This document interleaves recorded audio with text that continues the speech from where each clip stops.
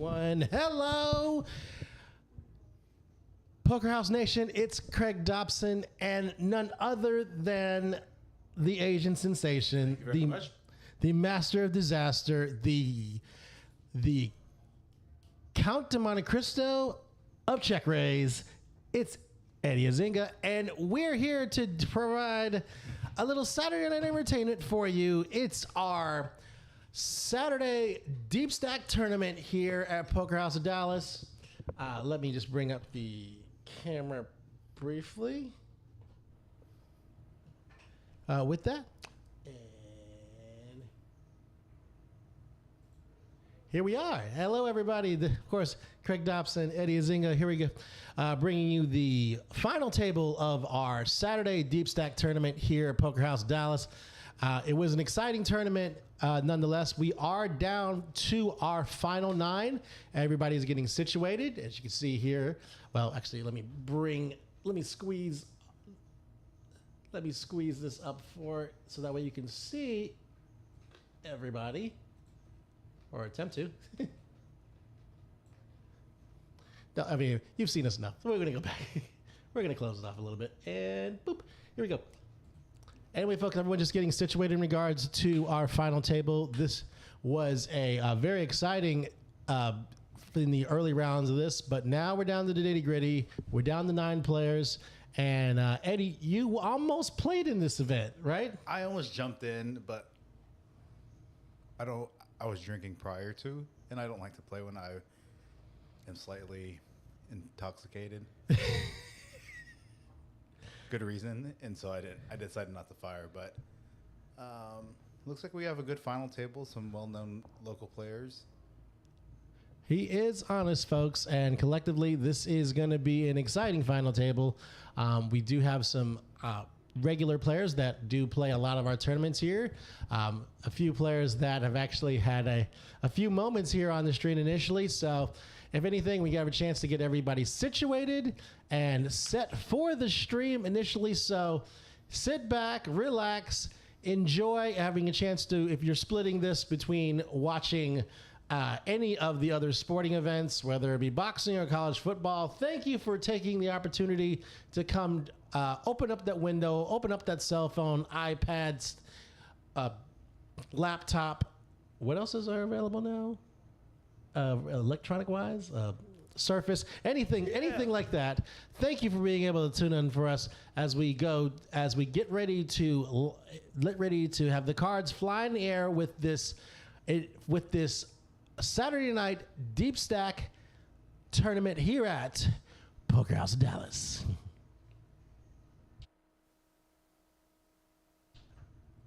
Initially here, we are just getting set it up, I believe, as we are in the level right now where blinds are going to be, I believe we are at 2,000, 4,000 with a 4,000 big blind ante.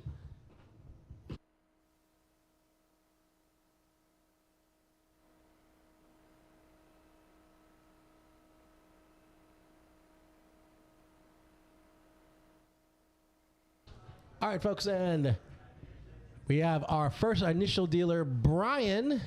Brian is here tonight. He's going to kick off our final table here with one of our experienced dealers, numbers of years here at in dealing, and been with us for here as one of our more experienced dealers at Poker House Dallas. And if anything else, everyone's just getting situated here.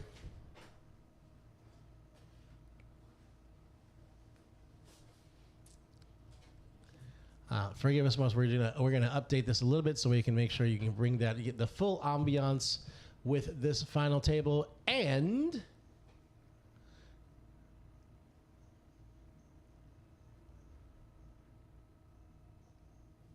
I think everybody's pretty much situated. I think Min's just going over the house rules for table etiquette on the feature table.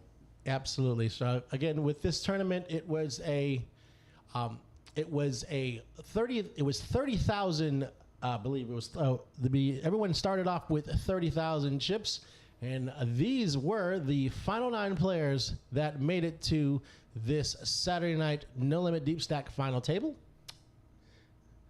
Some of them, for those that have been watching our streams, you may recognize. Some you may not, but they are excited as we get ready to start.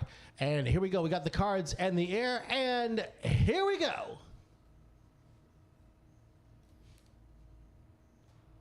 Action's going to be on Danny. She's got the 76 trombones.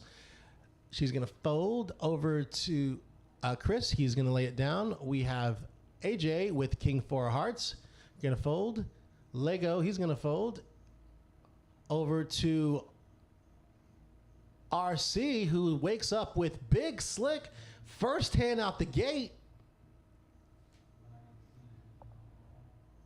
And he's going to move all in. And Renee wakes up with 2 tens and makes the call. Rosie folds over to Jim. He's got 7-5. I don't see him making this call. And Randy folds. So the very first hand, we've got action. It's 2 tens for Renee. It's ace king for RC. RC, his tournament life is at stake. Here's the flop. And the flop comes down 4, 6, 9. No help. The 2 tens are ahead. Gonna need an ace or a king. 3 on the turn. Now only an ace or a king. It's a jack. And on the first hand of this final table, RC has been eliminated in 9th place. Renee picking up some chips here. Who was playing? He played our live stream casual Friday evening, I believe. Correct? Yeah. Yes, he did. So, wait. Yes, of course we remember. Remember, we were calling Renee 3-neck. Oh, that was on the stream. Yeah, I know Renee had a chance to talk to me in regards to that. We were calling Renee 3-neck. So hopefully we have gotten that straight. We've gotten that situated. Here are our chip counts. AJ that came in with the chip lead. Chris in second. Danny third. Renee with that knockout has moved up to 4th. Action's going to be on Chris. He's got King 6 of clubs. He's going to lay it down. A lot of players deep right now. Got AJ with the 2 4s. He's going to make it 6,000 to go. And Legos, he's got Big Slick. He's going to put in the raise. It's going to be 17,000. Very good sizing. Again, when your stack sizes at this level, your 3-bet sizes, 4-bet sizes don't need to be big. So but Randy wakes up with 2 jacks in the small blind. She moves it all in. Danny's going to fold the 9 deuce on the double down, bet 20. And AJ, yep, he's going to let go of the 2 4s, and Lego has no choice but to make the call. So it is the traditional classic coin flip. It is ace king for Lego. It is 2 jacks for Randy. Here's the flop. Oh, it's a king in the window immediately. She's going to need a jack. And and another king on the river gives Lego a full house. And just like that, in 2 hands. In 2 hands, we've lost 2 players. One winning with ace king, one losing with ace king. Where we tell you folks, talk about a Saturday night for you. 2 hands into it, we've lost 2 players. Randy, with an eye, eliminated in 8th place.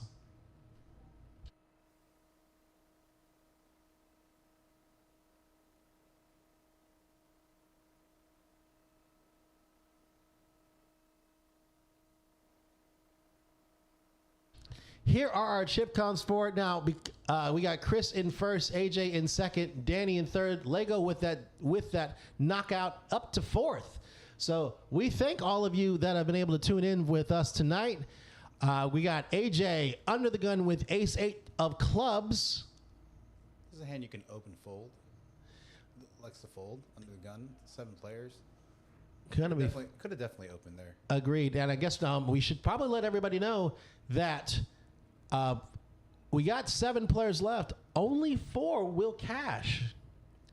And Danny's a very, very aggressive player, especially in a blind versus blind situation. I played with her over the course of the past week in some various tournament satellites and a tournament where she ended up winning, where I finished 3rd. And she uses her chip stack very aggressively. And of course, if you guys are part of our Facebook page, you saw Craig and I's reaction when that sick hand between her and Jerry, where basically he flops a tens full of aces, and she flops trips and river. Yes, that's right. It was the hand with Gerald and Danny. Gerald had two. They were heads up. Gerald had the chip lead. He had 2 10s. Danny had ace 3. She made the move all in. Gerald, if you had a chance to, again, see all of the post, our beloved live stream guru, Eric the Almighty Anderson, has the night off. That's why we were able to, but we want to still bring this to you. And I will take a small break with that because Lego has 2 aces, making it 11,000 to go. Danny's going to fold the 10-7 on the button. Chris folds, and down to AJ, who's got ace 3. Can definitely defend this hand. Obviously, he doesn't know how far he is behind. Likes to fold. And Lego's going to win this pot. I know it's kind of rough anyway. You wake up with 2 aces and get no action. So he gets a free orbit now, taking out the blind. So again, you could defend ace 3 offsuit. Obviously, you'd rather, if you're going to defend the big blind, you'd rather have a suited wheel ace there. So AJ, with him being in the chip lead, elects not to put his chip set risk. I don't blame it, Eddie, with regards on that. So, but here are chip stacks now. It's pretty balanced here at the top between AJ and Chris, both with pretty much tied for the chip lead. Action now going to be on Renee. He's going to make the raise under the gun with King 10. He's going to make it 7,000 to go. Rosie lays down the 8-4. And again, as you get shorter in terms of your configuration, you can open a little wider now that it's 7-handed. Danny's going to make the call with Queen 5 of clubs over to AJ. He's got the Jack 10 of clubs.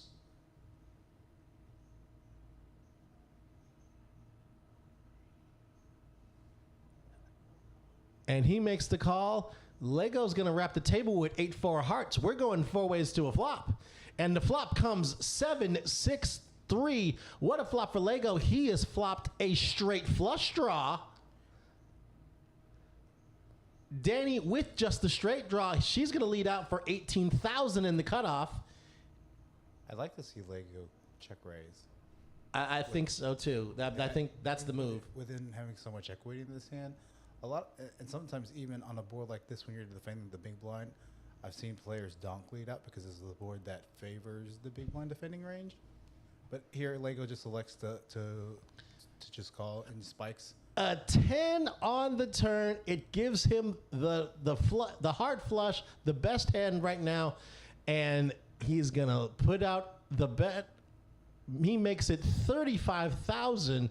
I don't see how Danny can call this. Yeah, I would have liked to see him check there and check raise, knowing that Danny's a very aggressive player and that she would have she may have checked back the turn, but it's a situation here now. It's 35,000 to call. I don't see that Danny can make this call, knowing there's that many straight draws that's already got there and the flush draw. And Lego picking up some chips early in this final table. Started the final table probably 6 or 7 chips, and now I think he may be in the chip lead now, but not by much. But yes, he is in the chip lead. He's got 214,000.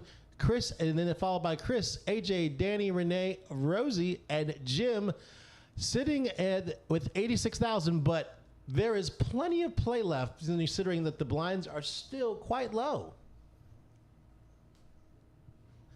Action's going to be on Rosie. He's going to lay down the Queen 3 over to Jim, where he's going to fold. Danny folds over to Chris.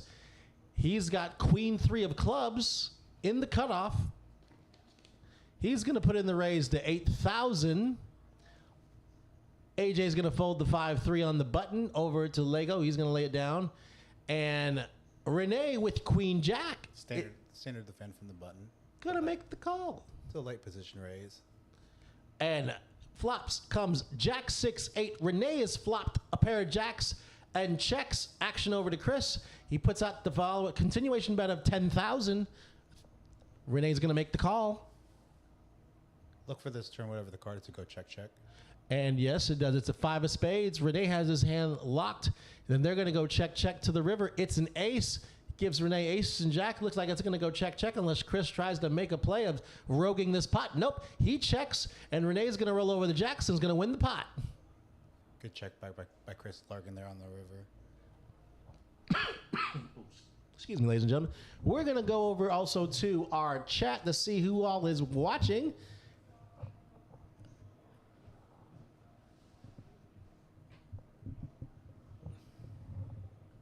Oh, we got, of course, a Poker House, a regular ambassador, Chris Mays.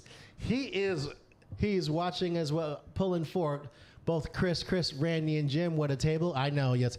It is for those that do play here a lot in both tournaments and cash games. That is a reputable all-star cast right there. And you got someone going, let's go, Renee. And let's see. What did it say there? That God is to speak of. That I'm not sure what that means. I don't know either. So, and then we get this here. Nice to see Next Gen Poker in the house. Let's go, Rosie. Yeah, let's actually. That is definitely someone that I know has Next Gen Poker, Eddie. Yeah. I know that I've seen these guys everywhere on all kinds of social media in regards of their team, where they play at, in regards on how they built their base. It's something else. As we go to the flop here of 6 ace 6, Danny's going to check, and AJ checks swoop, and the 7 on the turn gives Danny a pair of 7s. Danny calls, AJ calls, and then the 9 on the river gives AJ the best hand with a pair of 9s. Danny bets 10,000. AJ's going to make the call and roll over the 9. Sorry about that. Is that better on the mic? Sometimes I have a tendency to step away from the mic, keep my mic away from it. But yeah, you mentioned Rosie from Next Gen. I really like what these guys are doing. You know, they're a younger group of guys. 3 of them, they just graduated college from SMU, and they're very good for the game. Bringing in a new crowd of younger poker players, you know, probably to the, you know, anywhere from 18 to late 20s. So helping grow the base. I know they have, I believe Min was saying they have the biggest Twitch YouTube following, and I believe, I'm gonna check right now. Yeah, I do know that they have. I think almost 200,000? They may be there at 188,000. 188,000 followers. Wow. And I believe they're only behind Brad Owen and like Daniel Negreanu in terms of subscribers for a poker vlog. So wow, that tells you something. Between those names, I know that in regards on poker, that you've seen. I know between Daniel Negreanu, he always does that. His World Series of Poker daily vlog for that time period. And of course, for most in regards to know about Brad Owen, I do know that he has a reputable base when it comes to poker, and he's got over 500,000 views. Good grief, 500,000? I think that's pretty close. That's something else. So.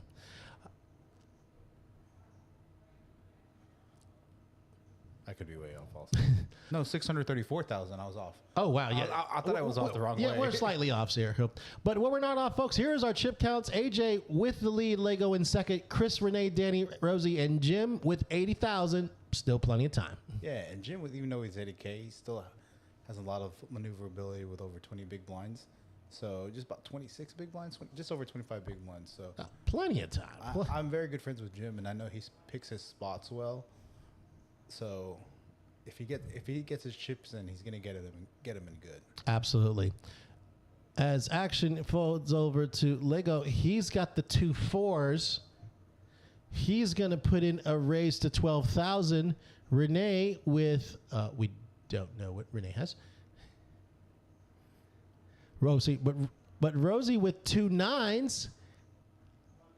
Now on the button, sometimes you can use this hand to squeeze, or you can just elect a flat because it's such a good hand post flop and evaluate a flop. So he elects just a flat, and Danny completes with Queen 8. We're gonna go 3 ways to this flop, and the flop is Jack, Deuce, Ace. Rosie with the 2 9s are ahead. Look for this to go check, check, check, and then look for Danny out of position. She's gonna lead the turn. I have a feeling, knowing her style of play. I agree. Obviously, there are a number of combinations that, depending, no matter what the turn cards, I think she's going to lead out. Now, the 3 of spades comes on the turn. Now that gives Lego a straight draw. A 5 would give him a straight. She checks. Lego checks, and Rosie. Let's see what Rosie does. See if he makes a small bet. Doesn't need to make it big, maybe 15, 20K. If he opts to bet here.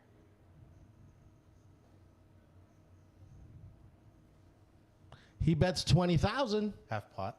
Gonna get Danny to fold. Probably Lego to fold. Look for this to go fold, fold. Yep, she lays it down. Lego with the fours and the straight draw. It's only drawn to 4 outs. So for him to call on a gutter right here wouldn't be a very good call, knowing that Rosie is a very fundamentally sound player. I've watched the Next Gen vlog, and he's very fundamentally sound. Doesn't make a ton of moves. So for him to make a move on the button after going check check, I think he's just gonna have to find a fold here. And that's exactly what happened. Rosie, with some playing a solid position on the button, making that bet on the turn, is going to take down this pot.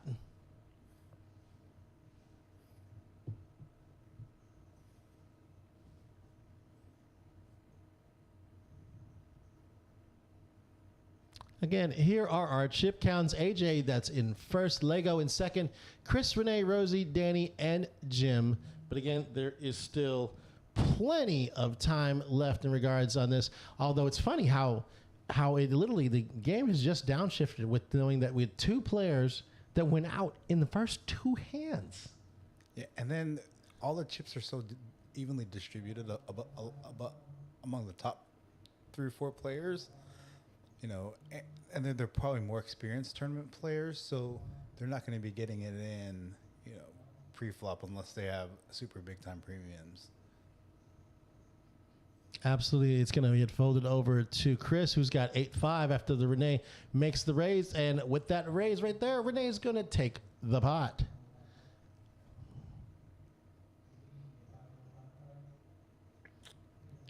We're just having a few adjustments, ladies and gentlemen, in regards on the camera angle. It will be able to update shortly as we have our updated chip counts again for you. Jim's still holding it steady, and AJ expanding his chip lead just slightly.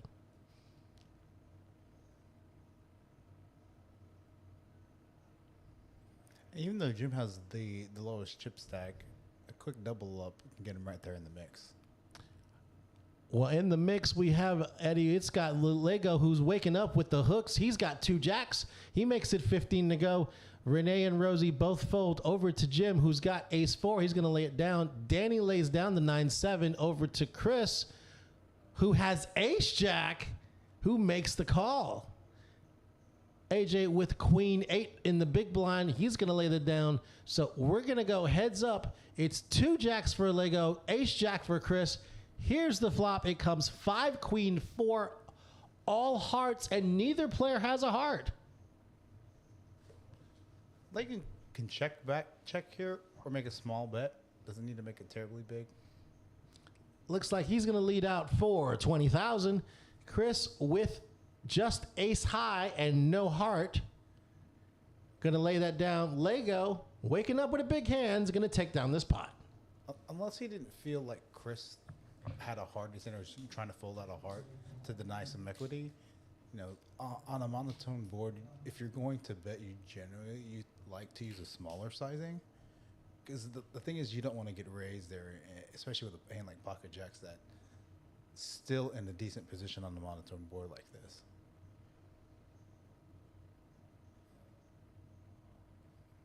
Absolutely, folks. Completely agree with that. As we have just done a brief dealer change over, and we have our next dealer in. Here are the chip counts again. Lego has now reassumed the chip lead. Then it's AJ, Renee, Chris, Rosie, Danny, and Jim. And we have Rick, our next dealer in.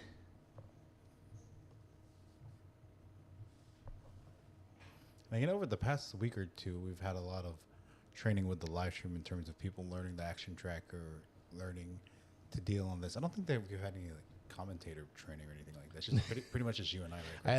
It's been although we have had a few guest commentators. We've done some post post table interviews collectively with. I know Eric has popped in.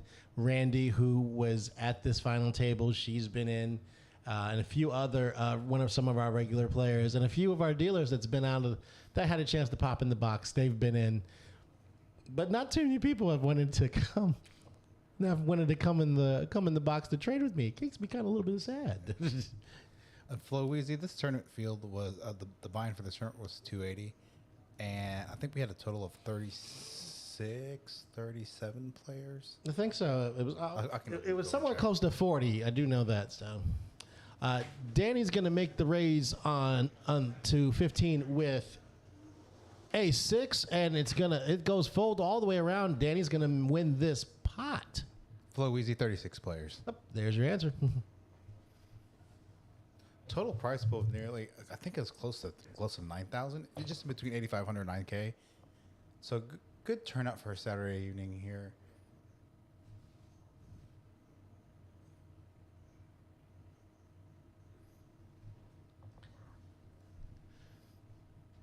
Again, here are our chip counts. I do know that our camera should be updating shortly, so that way we'll be able to get the full view with all of our players. Action on Jim. He's got Queen 10 in the +1. He's going to lay it down. Danny, she's going to fold. Chris folds. And AJ has aces. On the button, doesn't need to make it big. Can just make it 7,000. And it looks like he's going to make it 8,000, 9,000. Oh, Lego has 2 kings. This is going to be interesting. This is going to be interesting, folks. The 2 best hands right back to each other. AJ with aces, Lego with kings, and Lego puts in the 3-bet to 27,000. Renee with king 5, gonna let that go. Back to AJ, sitting with 2 aces. Wonder if he's going to elect just flat or if he's going to cold 4-bet. I think we're going to go with the latter, Eddie. I think he's going to cold 4-bet. It's just a question of how much, and doesn't need to make it big. He's going to carve it out. Now, obviously, old school. 55 or 60K. And it's a lot more than that. I think he makes it 59,000. Good sizing. I think, and there's Lego. It's going to be a question of whether or not they're going to get it all in or not.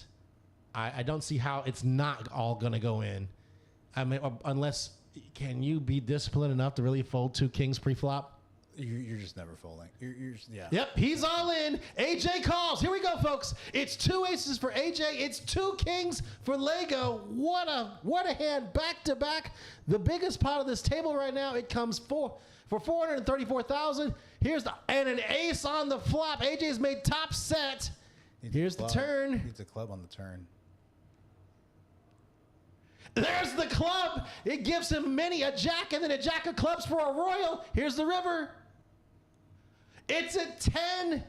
And AJ, with a full house, aces full of 10s, has won this pot and knocked out Lego in 6th place. Now with that hand, AJ now has about 45% of the total chips in play. Wow, folks. Significant. I think there's about 1.1 million chips in play. And he has about 1/3 of the chips in play now. Yeah. Wow, folks. That is a dream setup. Yeah, he's pretty much, it's his tournament to lose. Although there are a lot of things can happen, but Lego in a really, really, really, really tough spot.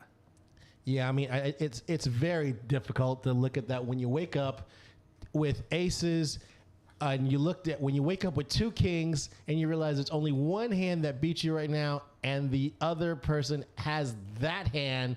Oh, wait a minute, Lego, he's not all in. Yeah, he's got 1,000 left. Talk about a chip in a chair. This is really if there ever was a time of a chip in a chair, this is it, folks. Lego has 1,000 chips left, and but he is not in the blinds, so he's going to get a chance to see a couple of free hands. For those that don't know, Eddie, do you know a story about the chip in a chair? I do. We went over this during our tournament, and for the Summer Bash. Well, for those that don't know about this, it happened in 1983. Jack Strauss, 1983. He apparently pushed all his chips into the pot. Lost the hand, didn't say all in, just pushed the chips in. Looked under one cocktail napkin. He found a $500 chip. He used that one chip to rally all the way to win the main event, and that's the reason of how a chip in a chair was born. I think Lego has more than 1,000 chips. It looks like he's got interesting. Not sure where the chip count's correct.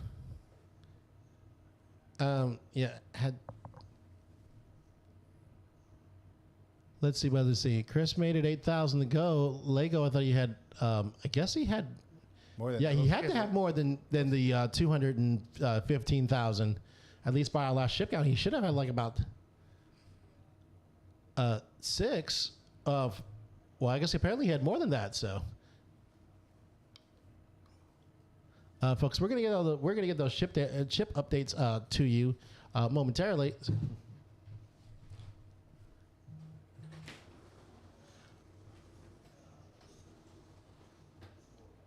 As we're just having to update with our action tracker.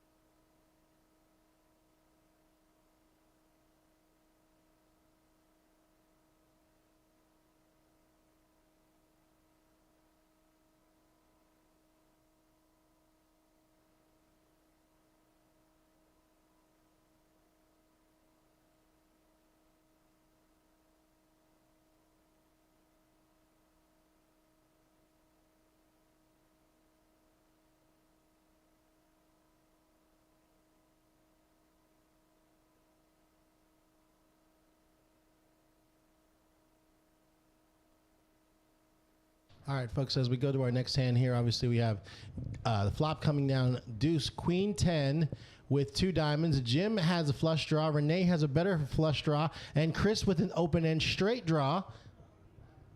Action on Jim with the diamond draw. And he's going to move it all in. Chris sitting with an open end straight draw. It's going to be $65,000 to make this call. And this is a tough call for Renee to make because there are better flush draws out there and better draws out there better than his. So if he's putting any one of these other players on diamonds, he's going to have to let this hand go even though his diamond draw is better than Jim's. I just don't see it. My mindset, I'm like, okay, it would be nearly for almost half of his stack in order to make this call.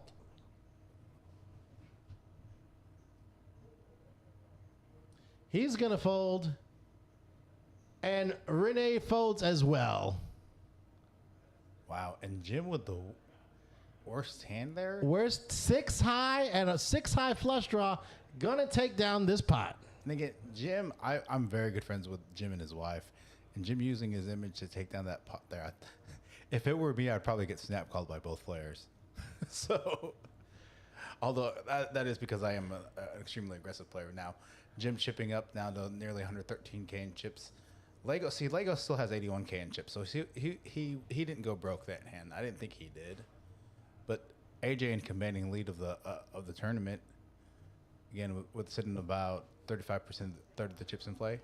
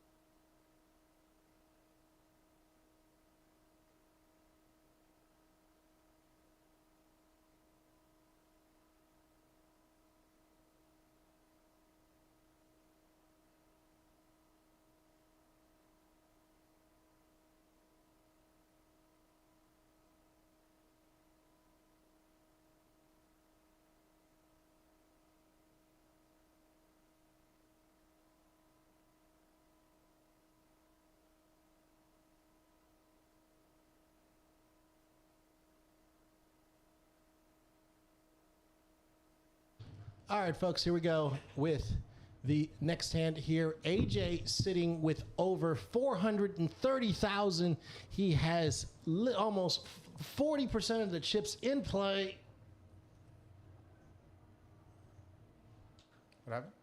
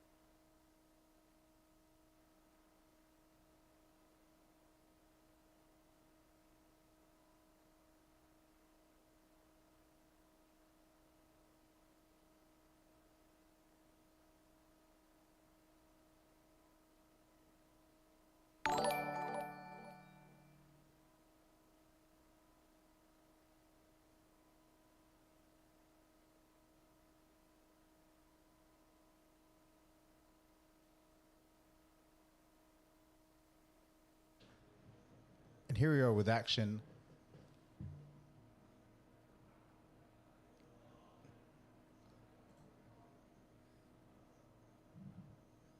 Renee raises ace-3 in the hijack to 16K. Danny calls from the small blind. AJ electing to call as well. Now Lego with 7-9 suited. Still 92K.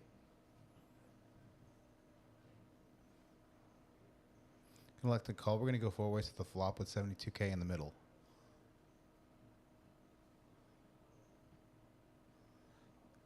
Ten high board. AJ flopping the best of it with top pair jack kicker. Probably going to bet here. Maybe could make it a little big. And we got Legos there with the open end straight draw. I look for him to appeal at least one street with this.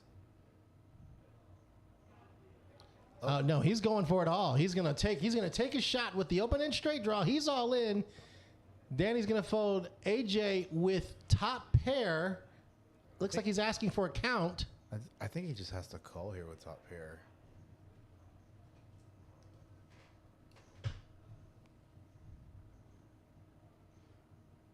I mean, it is for 80,000, so it's gonna be for only about 20% of his stack. You know, he only needs to be right here about 30% of the time, and obviously he's in the lead right now. So, and he makes the call. He's gonna take a shot. He's got top pair. Legos has an open end straight draw, and he's all in for his tournament life. now Lego, assuming he had 80K, he could have just peeled there to see the turn, because he still has 20 big blinds. And here we go to the turn. It's a 7. So now he's picked up a few more outs. Still needs a 6 or a jack. It's a 3. And AJ has eliminated Legos in 5th place. I believe that's the third player the second or third player is eliminated. No, Renee and eliminated. Actually, I think Lego eliminated in 6th place. now AJ with over half of the chips. Wow, folks. This guy is running over this table. He has over 570,000. And now we are down to 6 players.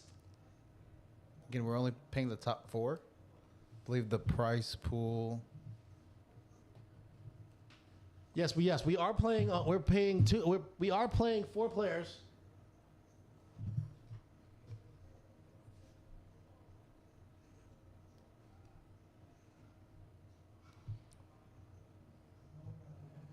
And I will go over that actual price pool here in just a second. I'm going to pull it up. As we are down, we are 5. Just like that, folks. We are 5-handed.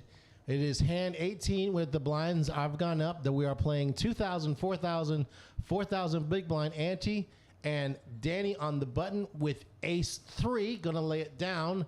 Chris with king 10. He's gonna put in the raise to 12,000. Blind versus blind. AJ with jack 4. Defend that anyone don't want to defend. And Alexa fold. So first for today is going to pay $3,450. Second, $2,160. third 1,730, and fourth 1,300. As of right now, I don't think they've made a deal to pay an additional player. With Jim in the lineup, it's probably not going to allow that. We have a group of us that we don't chop tournaments. So yeah, it's a downside on that one, folks. It's like when you're the short stack and they're paying 4, and you're could easily be the money bubble. But there's still plenty of play left. Even Jim, with 81,000 as of right now, with the blinds at 2, 4, and 4,000 big blind Annie, still has 20 bigs available. Yeah, and so the remaining players, again, with the jumps are not so significant from 4th to 1st, and so there's not a lot of ICM implications as with other tournaments where final table is relatively top 3 heavy with a smaller field like we have here at Poker House. There is a pay jump from 4th to 2nd. That's a little bit big, but nothing significant. So nope, not at all with that. But we got Danny that made the call. Chris raised to 14,000. Back action on Danny. She makes the call. It's gonna be Ace Queen for Chris, King 9 for Danny, and the flop is Ace 3 Ace. It's a wrap. Danny. On Danny, Chris has flopped 3 aces. There's no hand that Danny can. There's no cards that Danny can catch to win this hand. That's small. That's 15K into 38. Yep, and Danny just lets it go. Not with a lot of equity in that hand.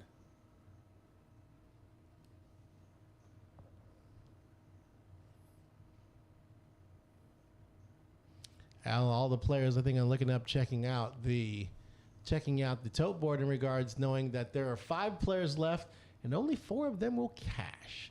And it looks like Danny sitting up on Danny without having making a few moves now on the short stack with just 67,000.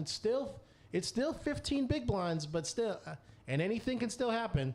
And she is our poster child of anything can happen, and usually does. She won some pretty sick flips this past week and throughout the satellite and the tournament in the hijack. We're going to put the raise in with Ace 4 of hearts, going to make it 15,000 to go. Chris with King Jack going to fold. AJ folds. Renee folds. Over to Rosie, who's got 2 9s. If he thinks that Danny's opening wide, he can jam here. This is actually not a bad spot to 3-bet jam. I'll check the charts on this one. As Fast Eddie does check those raising charts, we're going to see that Rosie does make the call. So we got Ace 4 for Danny, 2 9s for Rosie. Here's the flop. The flop comes down 4, Jack, Queen. This is a good flop for Danny. She's flopped the pair and the nut flush draw, and she moves all in. Yeah, and I just checked the charts. To a late position raise, when you have 30 big blinds, nines is a rip. So I think, here's the thing. I think even if he rips here, I think Danny would call. And Rosie's going to make the tight fold, even though he did have the best hand at that time. Danny's going to pick up some chips. She's going to be up to about 88,000. Again, we got 5 players left in this no limit deep stack final table, but only 4 of them will get paid.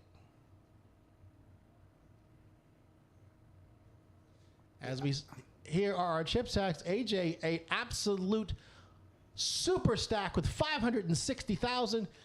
Chris, followed by Chris, Renee, Rosie, Jim, and Danny with 88,000. Still plenty of play left, but AJ sitting on a super stack of chips. I think we can say, Eddie, this is AJ's tournament to lose. And unless one of these other players that has, $150,000, $200,000 picks up significant chips against one of the other players, AJ's in a really good spot. Definitely to minimum at least finish second or third. Here we go. And here we go. Next hand. Danny wakes up under the gun with Ace King. She makes it 25,000. Chris with Jack 9 folds. And Pretty AJ had, oh no. Oh, no. AJ wakes up with 2 aces again, folks. Run good is real. Obviously, Danny's going to snap it off. This is crazy, folks. Obviously, you're supposed to pick up a pocket pair once every 17 deals, but the fact that he's had aces twice at this final table, he puts in the 3-bet to 75,000. Danny moves all in. AJ with the quick call. Oh, folks, this is crazy. It's 2 aces for AJ. It's ace king for Danny. AJ an almost 10-1 favorite.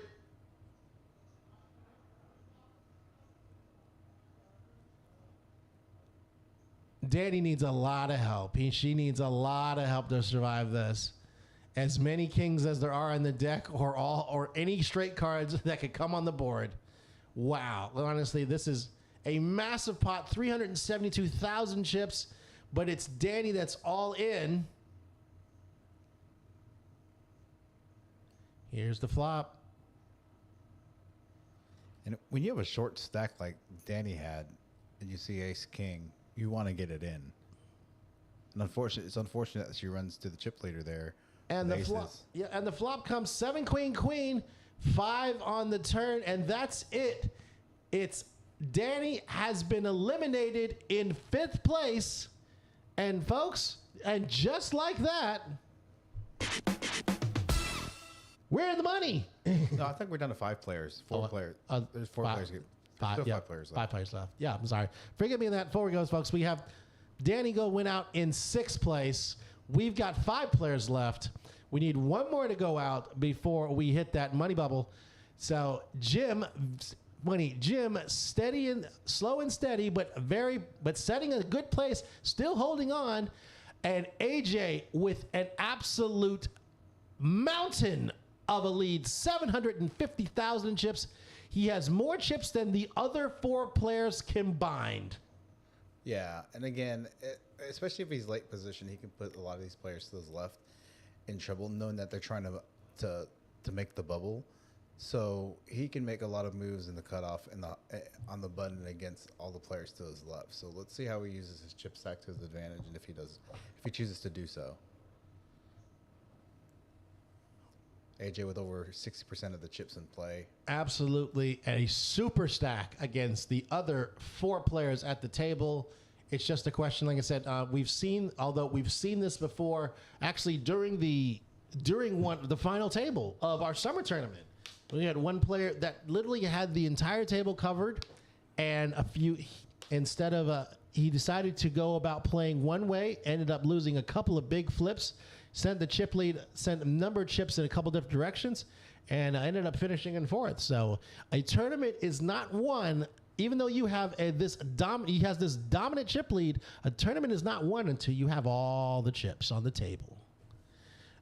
We're going to go, action's going to be on Chris with the San Francisco 49er.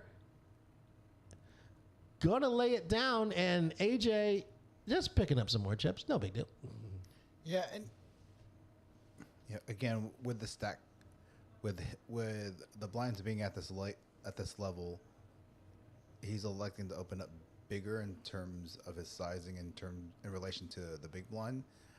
In this last hand, he raises it 4x 16K. Generally don't open that big this late in a tournament, but using his chip stack to his advantage. Absolutely, folks. And again, we are sitting 5-handed. One more player gets knocked out, and we will have our final 4, and all 4 of these gentlemen will cash. So, but there's still plenty of play. We were in the early levels when we got down to this final table.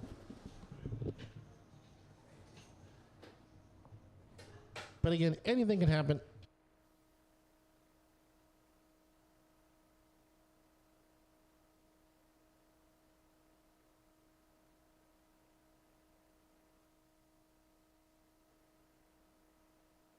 As we go to our next hand, it's hand 23. Action's going to be on Rosie. He folds. Jim lays down the 9-7. Action on Chris. He's got king queen in the small blind. He's going to put in the raise. He's going to make it 12,000. And AJ picking up ace 10. Looks like he's cutting out a re-raise. He's going to make that 30,000 to go. And Chris is going to make the call. So it is king queen for Chris. AJ with ace 10, and the flop comes 6 queen jack. Chris has flopped top pair. AJ with a straight draw and reaching for chips.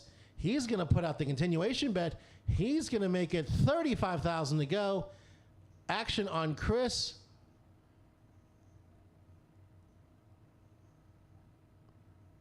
Sitting with top pair and a good kicker.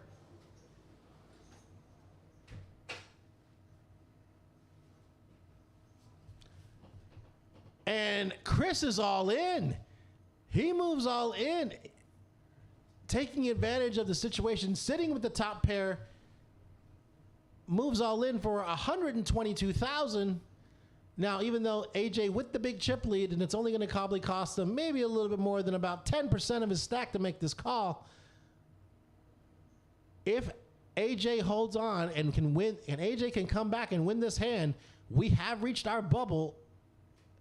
Chris will finish in 5th place, and we will have reached our money bubble. Everyone else at the table will cash. I don't think you can call. I don't think this is a hand you can call with, even though you have a big chip stack. Again, you do want to use your chip stack to your advantage, but you also don't want to call off light here. With you just having a gutter here and backdoor hearts, even your backdoor heart draw is not the nut backdoor draw. You're just gonna have to lay it down on the spot.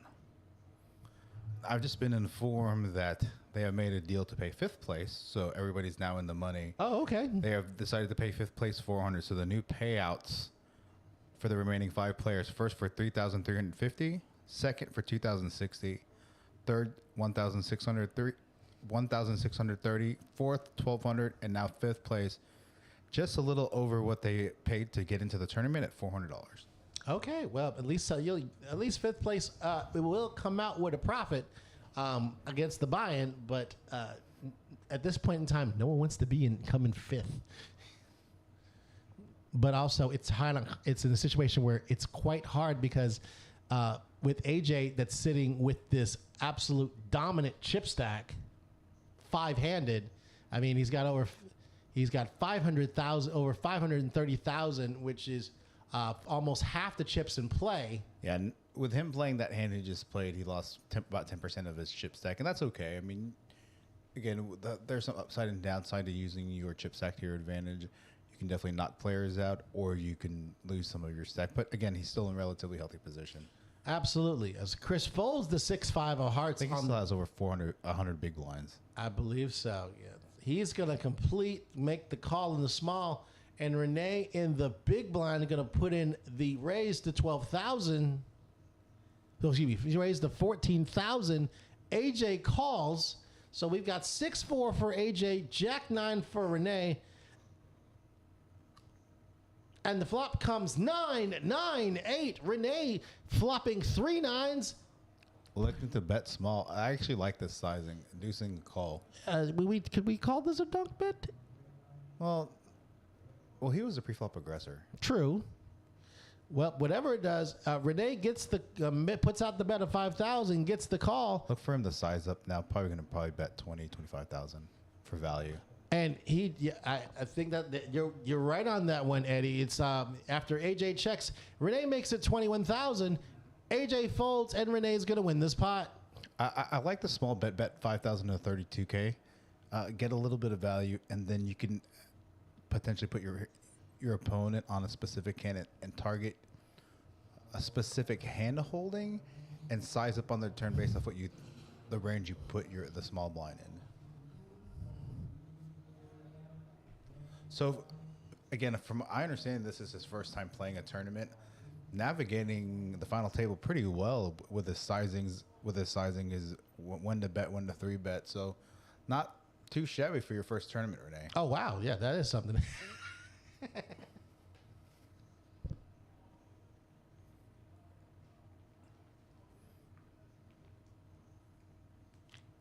Again, folks, here is our chip stack. Again, AJ sitting with over 500,000. Jim holding on now. He's got 100,000, a little over 100,000, but still, Still lots of time. Blinds are reputationally low compared to what the chips on play are. Action's going to be on Jim under the gun. He's got queen deuce. He's going to fold. Over to Chris. He's got 10-7. Going to lay it down. AJ, who picks up ace 8 on the button, going to make the call. Renee with queen deuce. With a hand like ace 8 on the button with a big chip stack, you could definitely raise on the button. But it just selects the flat there, giving Rosie the opportunity just to check his option. For as the flop comes down, ace, 7, 5, 2 diamonds, AJ flopping top pair, gonna bet 10,000, Rosie folds, and AJ picks up another pot. And AJ running really well at the best time, especially at the final table.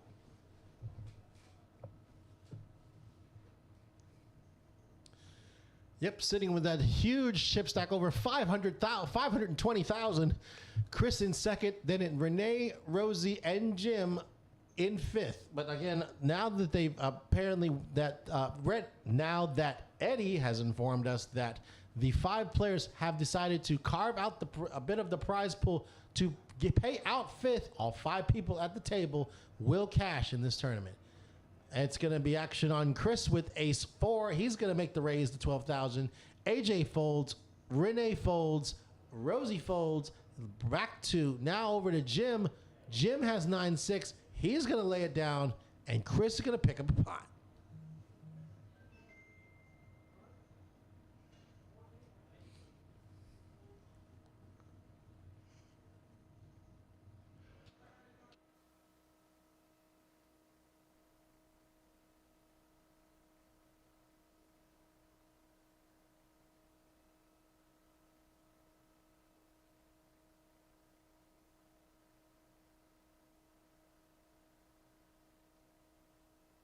All right, folks, as we go on to the next hand, as we are 5-handed, action's going to be on AJ, picking up another ace. He's got ace 7. Going to make the call under the gun. Renee with 3 deuce going to fold. Rosie folds. Over to Jim, who's got queen 6, going to lay it down. Over to Chris, who's got queen 9. He's going to wrap the table. We're going to see a flop. And the flop is 9-6 jack. Chris has flopped a pair of 9s. Action over to AJ after Chris checks. Gonna put in the bet. Gonna make it 7,000. Just gonna call. Yeah. Gonna smooth call. Try to bring him along on this pot. And I'd actually like to see Chris lead out on this turn, but Alexa just check. AJ should check back here. And Chris checks with the pair and the open end straight draw and the ace on the river. AJ has gotten there again with a pair of aces. Action on Chris. He checks. I think AJ is getting ready to tee up a bet. He's gonna make a bet, making it 15,000. Chris makes the call. AJ rolls over the ace, and Chris mucks his hand in disgust. AJ takes down another pot. And again, I think if Chris would have led the turn right there, even with a heart coming in and some straight draws, he has the nut straight draw there, even though he has bottom pair on that board. So he picks up additional equity on the turn. Could have led the turn and would have gotten AJ to fold and would have picked up that pot instead of getting sucked out on the river there with AJ hitting the ace on the river. If anything, I think it would have been the point, even though with the pair and the open and straight draw, I believe you are right, Eddie, knowing that he needed to follow up in regards on that bet, and not let it get checked, or not now attempting to call it down. And then with the ace on the river, obviously we've seen this guy pretty much, it seems like every other hand he wakes up with an ace. Sometimes the deck just falls that way. Yeah. Sometimes when the deck hits you in the face, the deck hits you in the face. Pretty much. So, action on Chris. He's gonna call the 12,000, and AJ with the Craig favorite hand, 7-8 offsuit in the big blind. He's gonna make the call. I always said this hand always wins. We'll find out. Well, it's gonna be tough with a flop that says deuce, ace 3, 2 diamonds. Action get checked over to Renee. He bets 13,000. Chris fold. Chris gonna make the fold. AJ with, come on, AJ, play this. Just play it. Play it for me, sir. Play it, please. And he makes the call. Slightly speculative call there. And the 4 on the turn, no help to either player. He needed a lot of help on that turn. Well, the turn does put 4 to a straight up there, so a 5 would put it straight on the board, but Renee's not going to let him get to it. He bets 40,000. Like them to go 2/3. Going to force AJ to fold. Should fold. Yep, he's going to make the fold. Renee, or unfortunately by a few people that was not aware of his online screen name, it was the Renee in third person. By accident, I was calling him Three Neck. But thankfully, he was able to speak with me in regards to the final table. Said that was a name, his online handle name with poker, and well, that I do apologize if I messed that up, and it was by something else. But I think the Renee C or Renee or the artist formerly known as Three Neck. Thankfully for having a chance to forgive me on that. We had a chance to speak on that going forward. Action's going to be on Jim. He's going to lay down the King 7 and over to Chris. He's got King 9 on the button.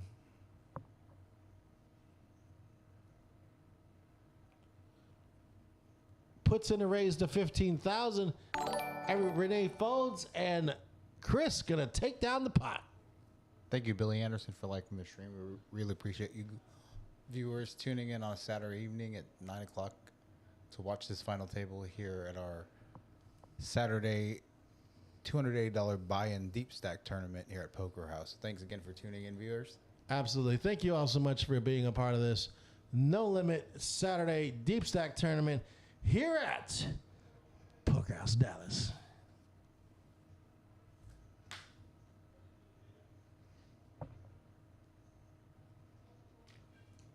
As we are now into our next blind level here at hand 30, blinds are going to be 3,000, 6,000 with a 6,000 big blind ante. Chris on the cutoff wakes up with ace king suited, going to make it 15,000. AJ going to fold. Renee folds over to Rosie. Got ace deuce, got the kids game acey deucey. He's going to fold, and Chris going to take down a pot.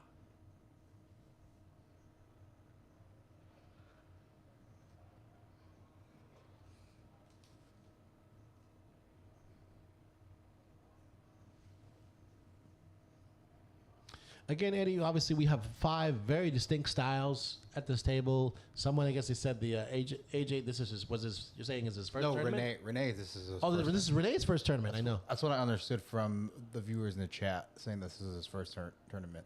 Oh, wow, folks. So it's like I've known Renee while enough he's played in the room. Excellent cash game player, but in fact, wow, this is his first tournament and makes the final table. That's not a bad final table record, obviously. First tournament, first final table, looking for the first win. And again, even though it's his first tournament, his sizings and his 3 bets have been timed well and been sized well. Well, that answers all the questions there. Going to take advantage again. He raises on the button with 9-4, going to make it 12,000. But Jim with Queen Jack of clubs going to make the call out of the big blind.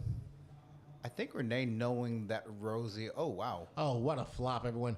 Jim has flopped a flush draw. Check raise. And Renee has made a straight draw. He checks. Renee bets 15,000. Jim calls.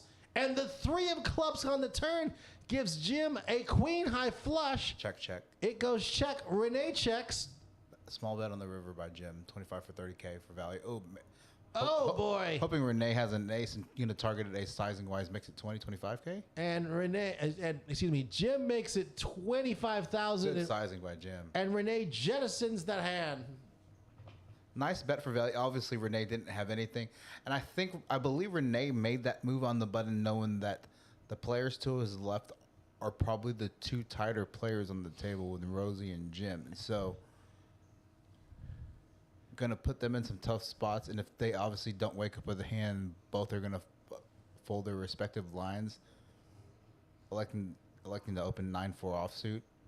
A lot of people probably watching, why is he opening 9-4? And it's not necessarily a function of the actual hand that he's holding, but a function of the stack size is to his left and the players to his left, knowing that they tend to fold more often than they call. Absolutely with that. As we go to our next hand, Rosie with the King 6 of diamonds. Gonna move it all in with King 6 offsuit. Rosie looking to go out, hang out with his friends tonight, I guess. Oh, gets it through. And it goes fold, fold, fold. And Rosie gonna pick up this pot. Making an 18 big blind jam on the button. And again, these are some hands. People think King 6 offsuit. He blocks a lot of premium type hands, pocket kings, king queen, ace king, those types of hands. So even though he only has a king, he's ahead a lot of the small blind and the big blinds range, unless they wake up with some sort of pocket pair where they have to call them off. Agreed there. As we go on into our next hand, it is hand number 33. Renee waking up with a couple of ducks here. He's got 2 deuces under the gun. He's going to put in the raise to... 14K. It looks like 14K. It's like 14,000. And Rosie's got ace king. And he moves all in. Jim's got ace jack. Jim's going to fold. Oh, wow. What is this? Yeah, Renee with a raise. Rosie moves all in. Jim sitting with ace jack suited in clubs. This is a very tough decision here, folks. After a bet and raise, going to lay it down. I know, Jim. When there's an open and a 3-bet jam, even with that hand, that's a pretty good hand on the button. I know, Jim, he's going to fold that hand. Chris folds, and AJ with king 4 of diamonds. He's going to lay it down. So we're heads up, folks. It's Renee with 2 deuces, and he folds, and Rosie's going to win this pot.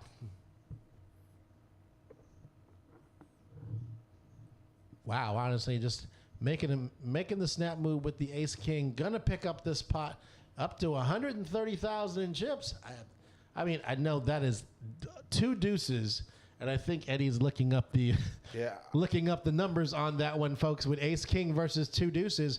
Although, as we see, was he in the cutoff or the button? No, he was the cutoff, right? As we see, AJ still holding on with over 500,000 in chips. Chris in second, and then Rosie, Jim, and Renee in third, fourth, and fifth. Action's going to be on Rosie. That's a correct hand. Actually, if he has aces or kings there, he's just supposed to flat. Yep. Ace king suited, ace queen suited, ace king off. Those are hands you jam there. I was pretty sure you're supposed to jam there. I agree there. And Chris with the 2 walking sticks, he's got 2 sevens on the button. Going to make it 15,000. Renee with jack deuce, going to lay it down, and he's going to take down this pot.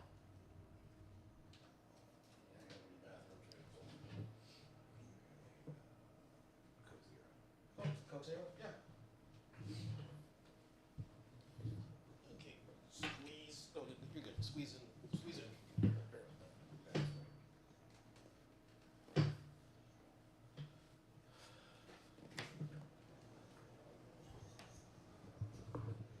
And AJ still with a commanding chip lead. Chris still with over 40 big blinds, and the other players around 20 big blinds or so. Anything can happen with the bottom 3 players. Can look to double up. Jim under the gun. Queen jack off, gonna fold.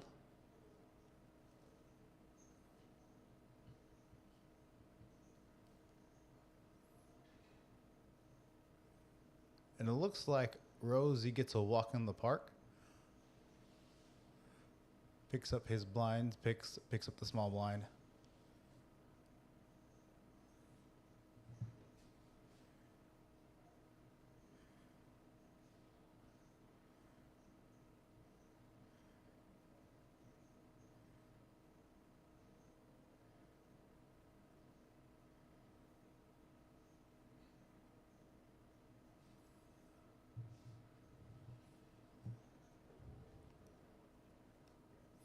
Again, usually we have the table mics on, the overhead table mics on, where you can hear player talk. For some reason, we can't get it going tonight, so we apologize. Hopefully, again, all of this is still relatively new for a majority of us, and so this is just unfamiliar territory for us. So, again, at least we were still live streaming. We're still in the booth.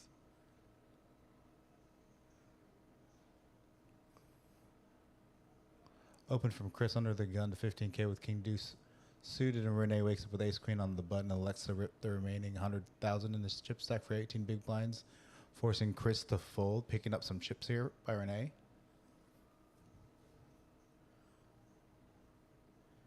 And again, the way these final tables work, especially when there's a lot of chips still in play, and to some extent some even distribution. Well, in this particular case, even distribution between the bottom three players. You can see some of these players and their chip stacks going to be seesawing back and forth as they try to make some moves to either eliminate a player and or to chip up.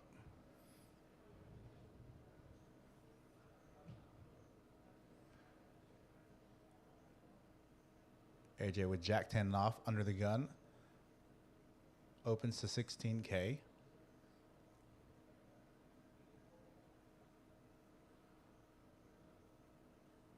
Gets everybody to fold and picks up the blinds.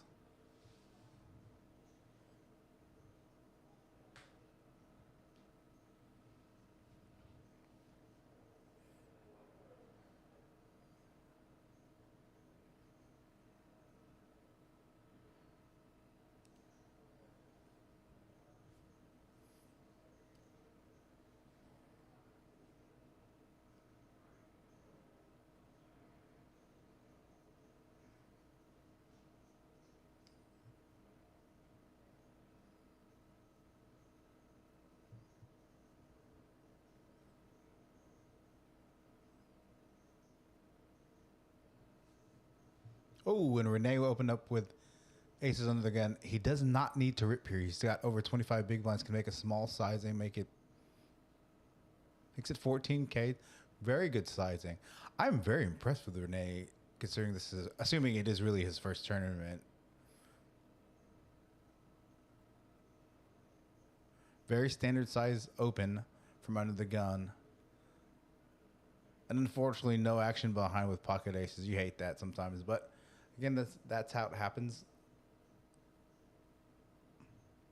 Doesn't get any value from his pocket aces, but does pick up the big blind A, and the small blind. So gets a free orbit by virtue of having pocket aces under the gun.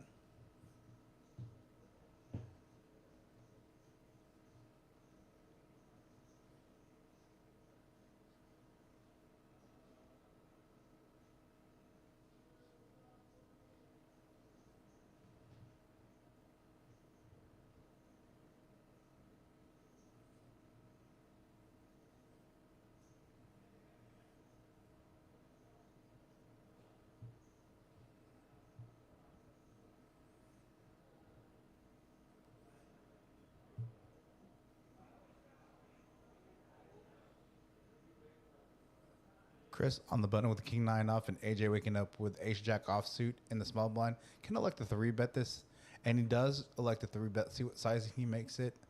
Makes it 45K 3x. Pretty good sizing. Again, sizing at this stage in the tournament does not need to be big. You hear, especially to a late position raise, if you're in the small blind, make it 4x, 4.5x. But in the tournaments, as the blinds go up and as your stack depth gets smaller, your 3-bet sizing doesn't need to be as big as if when you first started a tournament and the blinds are the blinds are smaller and you have more chips in play. Jim under the gun with ace of 8 suited. Kind of like to open this hand. May you like to just open rip it.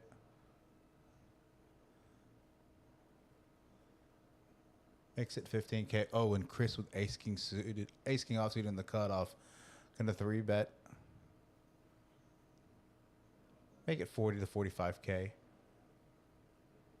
Good sizing. Oh, AJ with pocket sixes on the button. You can't like this hand on the button. Let's see if he just if he's gonna elect to flat here. And I think this is gonna give Jim the opportunity to fold here, knowing that Chris 3-bet on the cutoff and AJ just flats on the button with a pocket pair.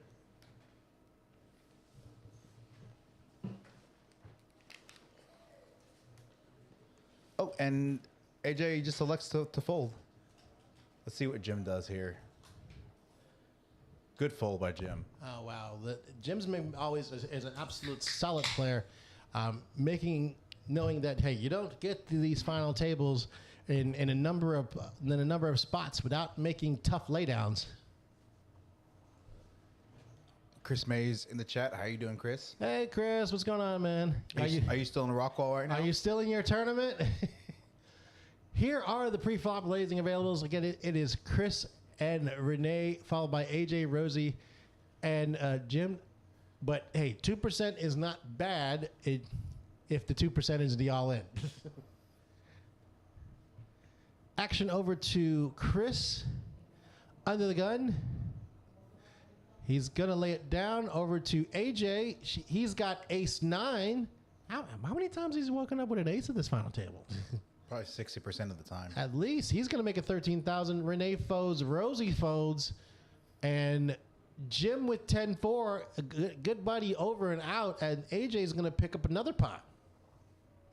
Now, Jim with the short stack, seeing about 76K, about 12 big blinds. Just a little over 12 big blinds. So if he gets a good spot, look for him to get his chips in the middle. I think maybe Renee Rose is kind of just hanging tight, seeing if Jim can bust out. Absolutely. As we go to the chat in regards, I know Chris does have an event out in Rockwall once a month, and he says, OMG, pocket aces lose, next hand kings push, and I have queens. Yikes. Tournament poker is sick. It is not one for the faint at heart, ladies and gentlemen. Actually, to all of those, we do thank all of you that have tuned in on this Saturday night, on this Uptown Saturday night. Please ignore the graphic on the bottom. This is our $280 Deep Stack Saturday No Limit tournament here at Poker House of Dallas. We had almost 40 players where we ended up, and we did make our $7,500 guarantee. So someone in here is going to walk out with almost $3,500. Look for this to go check on the turn. Oh, Renee's going to decide to keep on double barreling. Oh wow, Renee firing on all whibs. He's going to make it 40,000, and Chris sitting with top pair. And Chris can't like this because he does have top pair, but he has a marginal kicker. So Renee, by raising in the cutoff, he has all the better kings: king, queen, ace, king, jack. I think Chris is either just gonna have to get it all in here or fold. Not necessarily, because no matter what happens if he decides to call here, he gets it all in. Okay. Oh wow, there you go. Chris moves all in, gets move. Renee to lay down his hand, and is gonna take down this pot. I think if Renee really has a king there, he gets it all in on the turn with the stack to pot ratio being so weird. It doesn't give him a lot of chips to jam on the turn. I think if Chris were just to have called there, I think the stack to pot ratio would have been about 0.3. I don't remember specifically, but I think it's around there somewhere. Oh, as we guys for another one of our Poker House regulars that plays a lot of tournaments, a lot of cash games. We've got BT Hale coming in. It's acknowledging tournament after party is at Cowboys Red River. I'm like, do you know? Hey, did you know how to two-step? I actually do. Uh-oh. I believe it or not, I went through like a 10-year country phase where I just listened to country music and I went country line dancing. Well, I'll be there. Chris has made a 3-bet to 40,000. Renee's moved all in. Yeah, Chris has no fold equity. He's gonna have to just call here and has no choice. Got to make the call. Yeah, it's only make the call. 25. I think it's 25,000. There's already 117 in the pot. Not a significant portion of his chip stack, but again, with him having no fold equity, he's just gonna have to call there. He makes the call. It's ace king for Renee, ace jack for Chris. This is almost $1,000 flip. Here's the flop. It comes 6, 10, 7. No help for Chris. 10 on the turn. There are some chop outs and a jack for the win.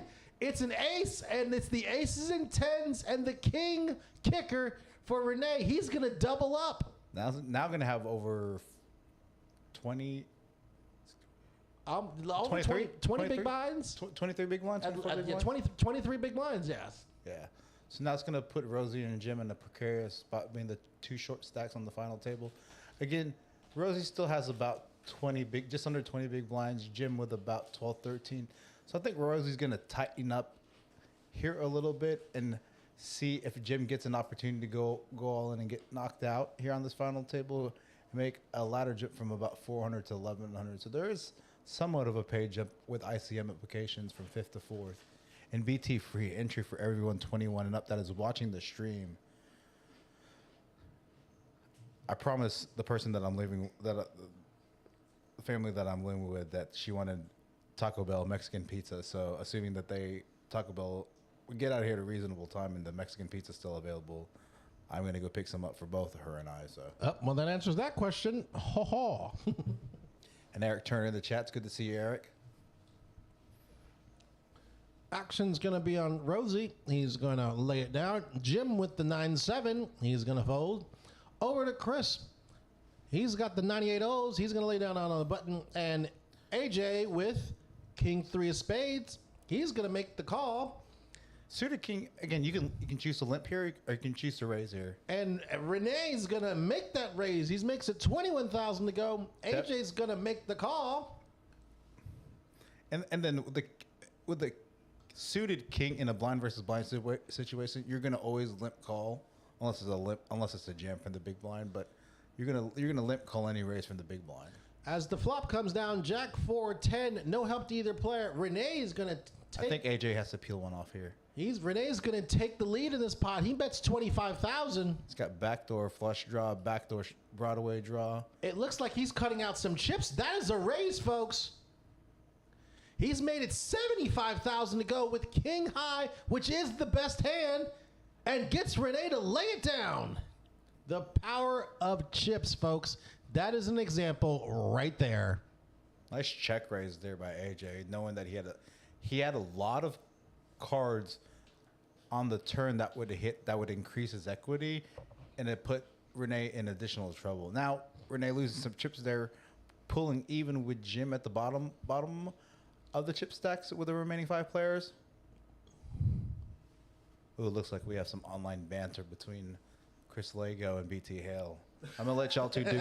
I'm gonna let you two keyboard warriors duke it out. Oh yeah, we're not touching that at all, folks. No. Please no sexist or racist or any comments, because we at Pokerhouse don't want to get banned. No. And unfortunately, I think that was the move. Partially, some people may say with Jim, as he moved all in with ace-7 under the gun. Chris with king-queen. I think with action behind against a player like Jim, you have to fold king-queen offsuit here. I think if you're completing from the big blind, you can maybe call off here. And I think Chris knows that Jim is a very, very snug player, and makes the laydown. That folder is a function of Jim style of play. Absolutely, I think. If that's me, I promise 100%. Larkin's calling me off. I agree. 100%. Absolutely. And Jim, very rocky, a rock solid player, and using that rock solid image to get the entire table, even though he was under the gun with A7 to everyone lay down and take down the blinds and antes.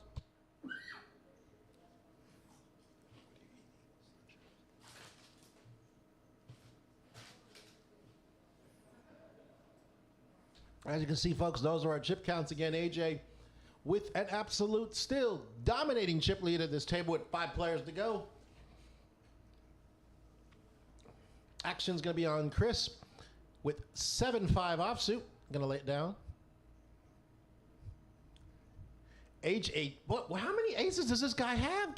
He wakes up with ace-queen in the cutoff. He's going to put in the raise. He's going to make this... Could make it small, 14K. 16,000, and it goes fold to Jim, who has ace-4 but lays it down. AJ going to pick up another pot. How many times has AJ woken up with an ace? A lot. A lot.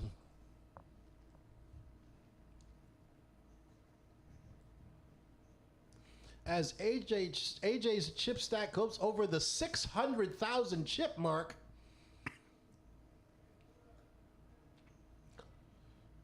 Lily playing well, taking down pots, being able to check raise, and then of course the big duke of a hand when he woke up with aces against kings, and then woke up with aces again against ace king.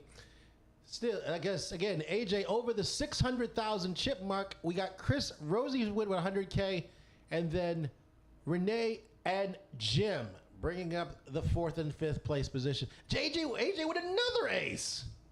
Goodness gracious! I'm like, but Renee has ace 7 of hearts. I could see him shipping it here.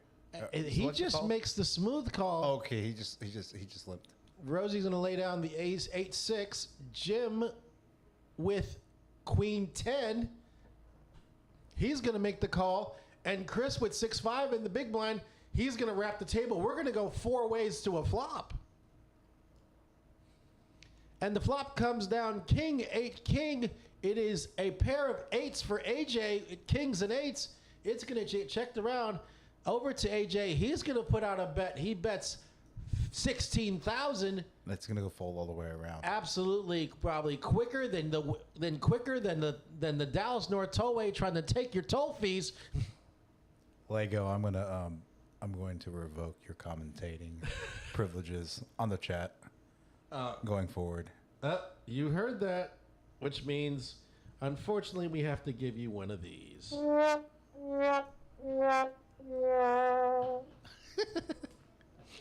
Although, Lego, if we're honest, no, trust me, it was absolutely, we know it is absolutely almost impossible to fold kings in that moment right there. That was so sick. That was rough, honestly. It's that one situation you don't ever expect when you wake up with 2 kings. You never expect that someone wakes up with 2 aces. And I believe look at this. Jim on the button with 10-9 offsuit is going to move it all in.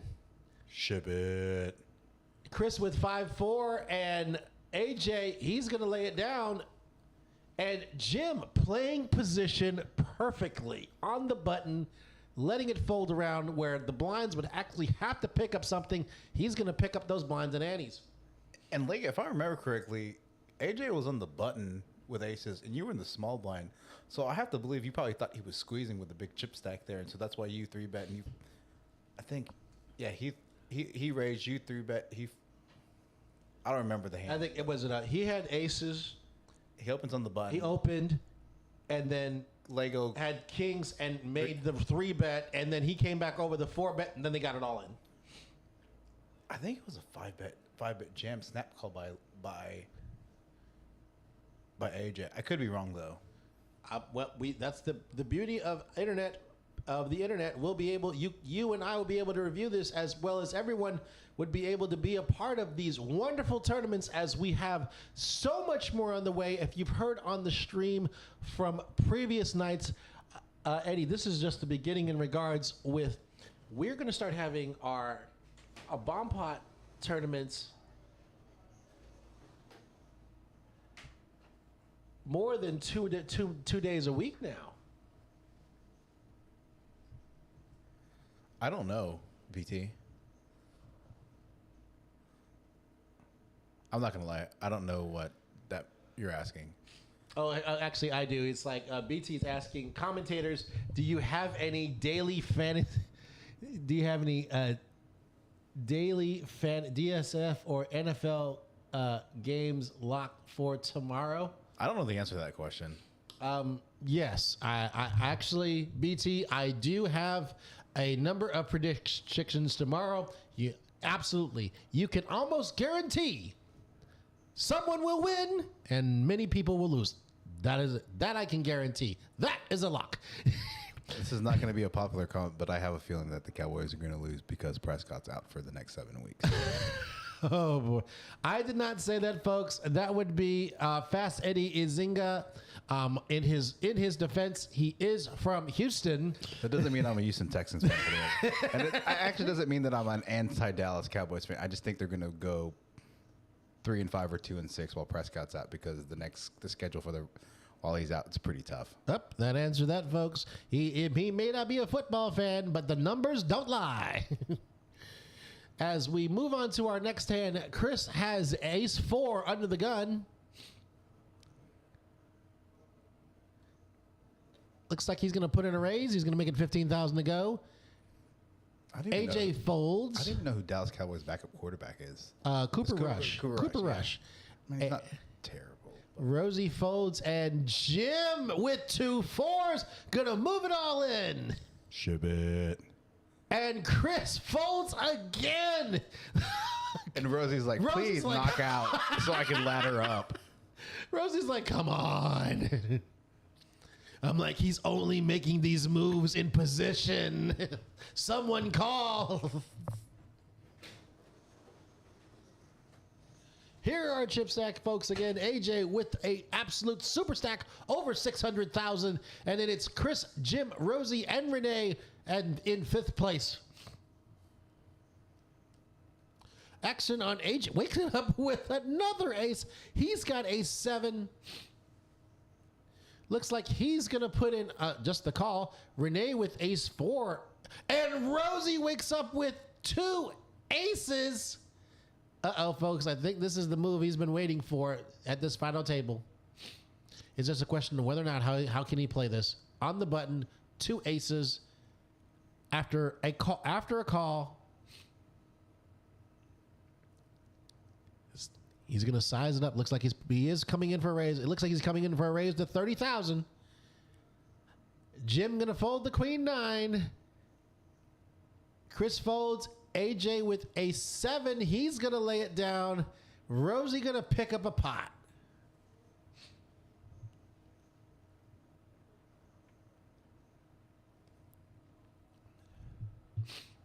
Again, here is our chip stacks. Again, we've got 5 players left. Everybody will cash, as they did have a chance to restructure the prize pool, being that these are the last 5 players. They did restructure. So 5th place will get 4.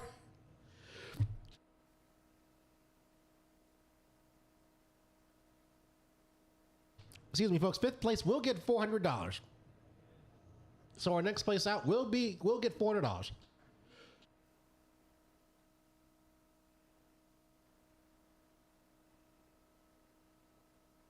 Action over to Chris in the small blind.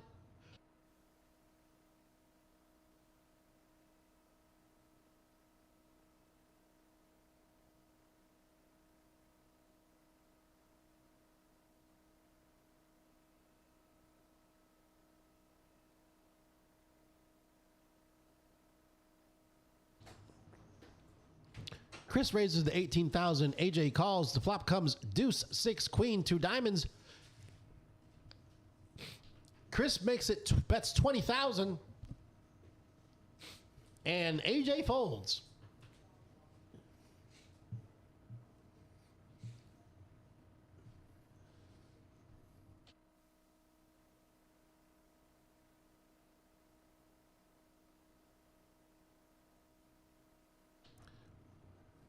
Again, folks, here are our chip stacks. Again, AJ with the huge chip lead, followed by Chris, Rosie, Jim, and Renee sitting with 66,000. Still has now about a little less than 10 big blinds. So it is a question on if and when Renee needs to make that play. Again, typically with standard tournament poker, usually once you get under 10 big blinds, it's time to make a decision very quickly.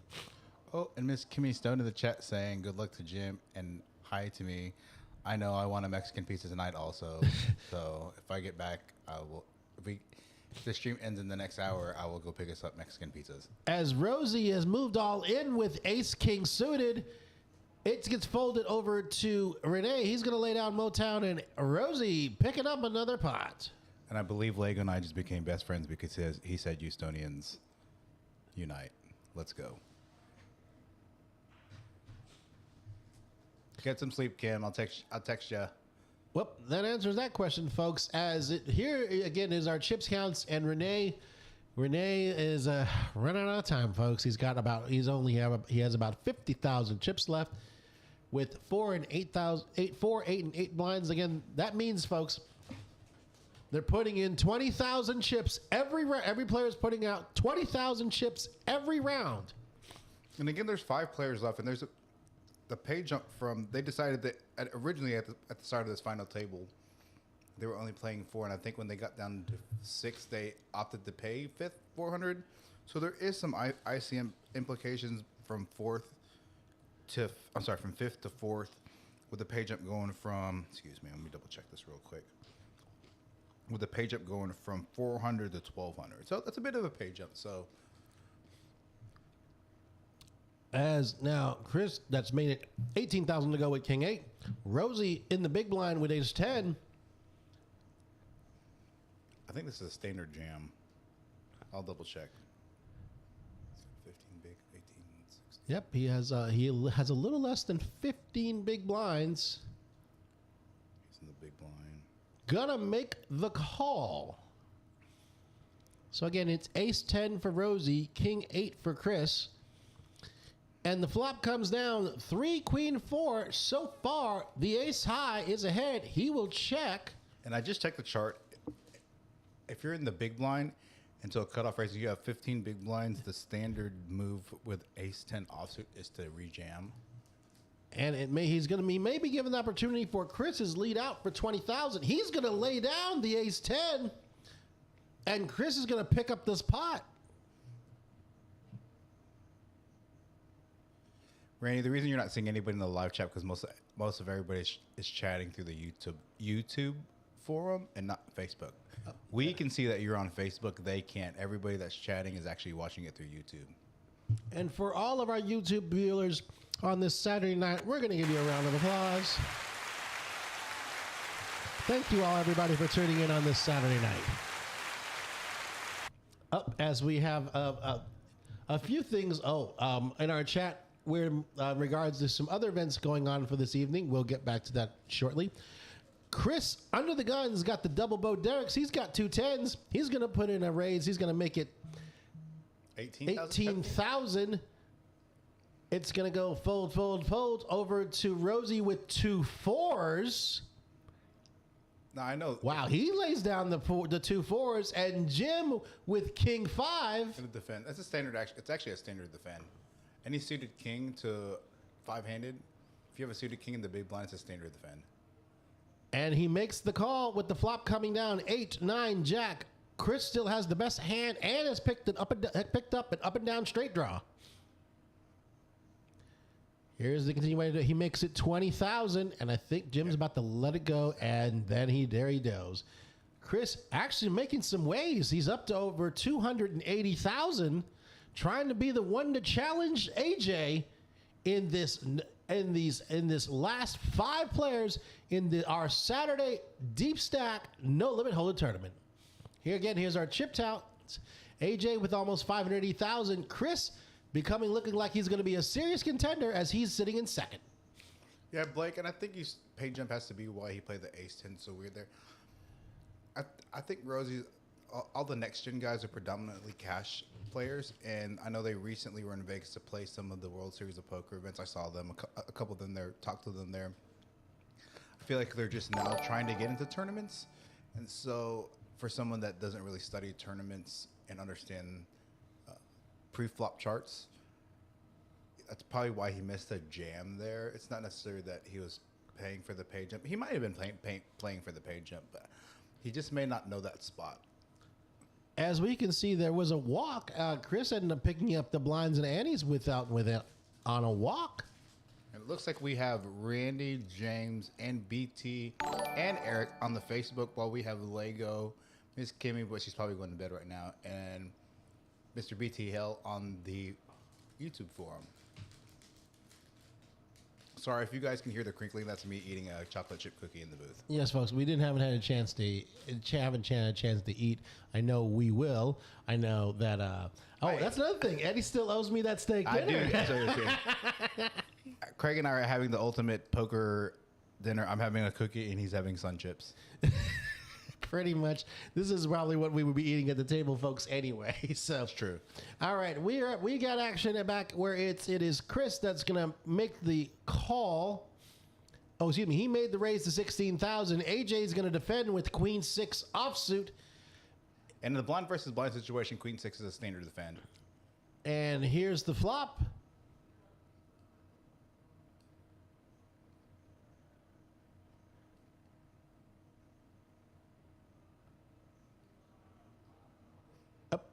We're just waiting for us. There we go. And the flop comes ace, 8, 7. Chris has picked up a straight draw. AJ still leads with queen high. It goes check, check. And the king on the turn now gives him a two-way straight draw. But the queen high is still ahead. But he's going to lead out with it anyway. He bets 15,000. I see AJ defending here. With the heart, even though it's a small heart. Yep. AJ does have the backdoor heart flush draw. And assuming, let's say, if the river is a brick, I foresee this going check, check. And there's that brick right there. It goes check, check, where now AJ with the queen high is going to win this pot. But can he think it's a queen high is good enough? Now, with him being the pre-flop aggressor with the aces to flop, I would have liked him to see bet flop. Chris checking to, and AJ knowing that he probably thinks that his queen high doesn't have showdown value, so he's electing to turn his hand into a bluff, which he actually had the best hand, and bets the river and gets Chris to fold there. Fires out 50,000 on the river, and AJ wins the pot. Here we go again with the chip stacks, folks. Again, AJ with over 600,000. Chris in second, followed by Rosie, Jim, and Renee sitting with 46,000. It's going to be stand up and deliver time for Renee as he's sitting with just over 5 big blinds. He's going to have to make a decision pretty quickly.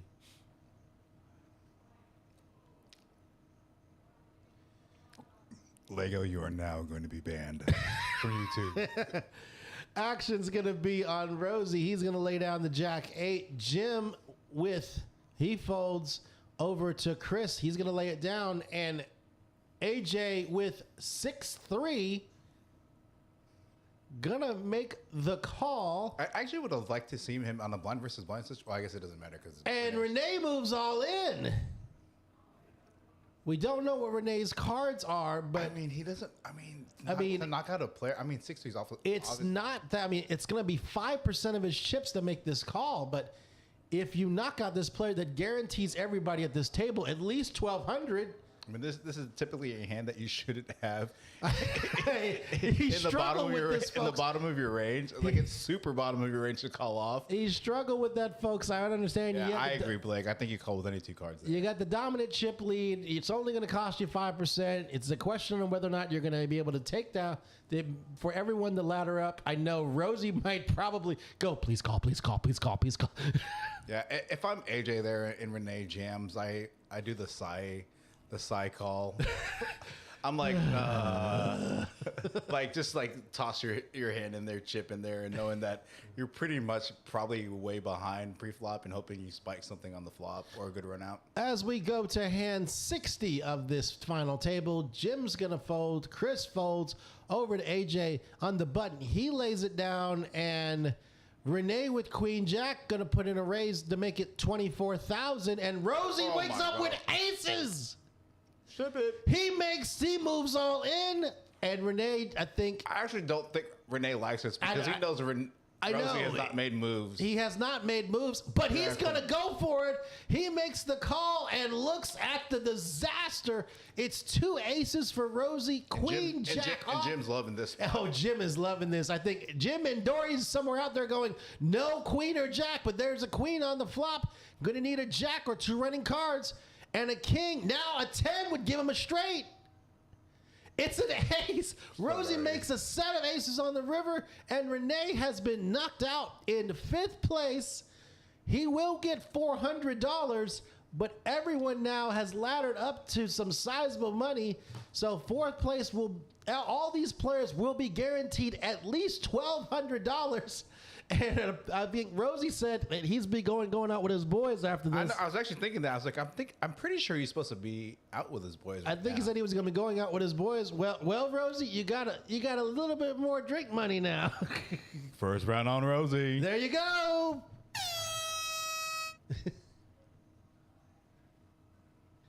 All right, folks. Here we go, folks. We are four-handed, and we are four-handed with Rosie, Jim, Chris, and AJ. Hand 61 in your blind. We're sitting at blinds at 4 and 8,000.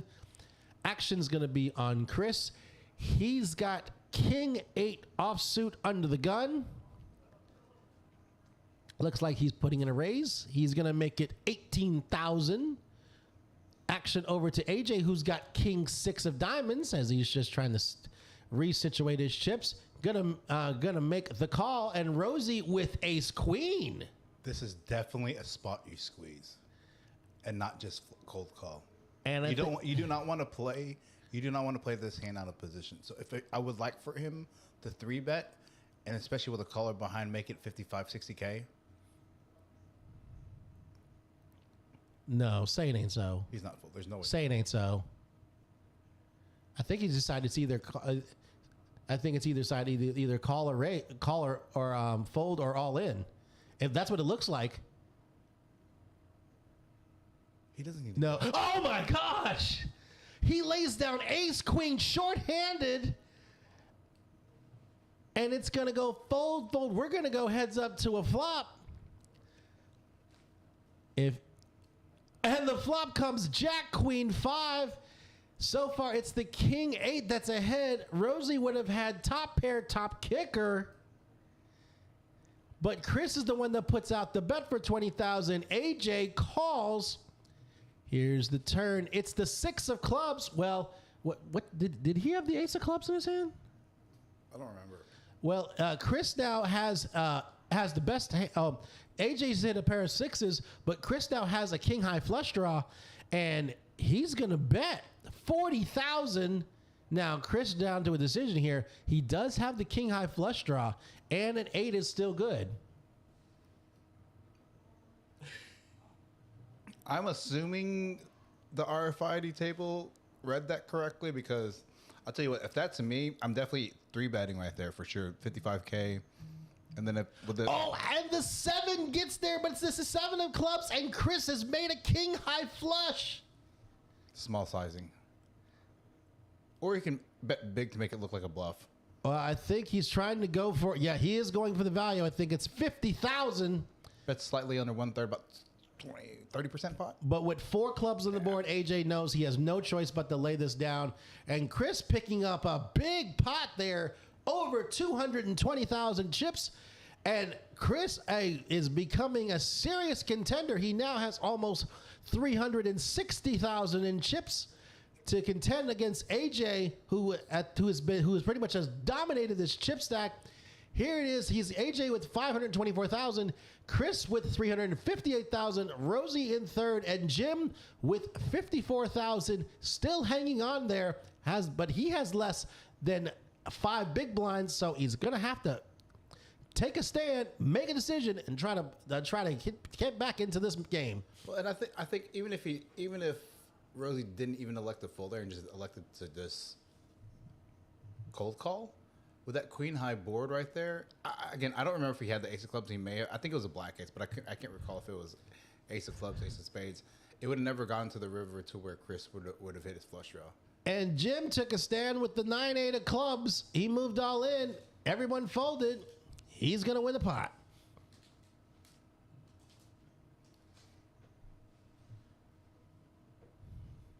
Yeah, I don't think he needs to particularly shove there, because he still had 150,000.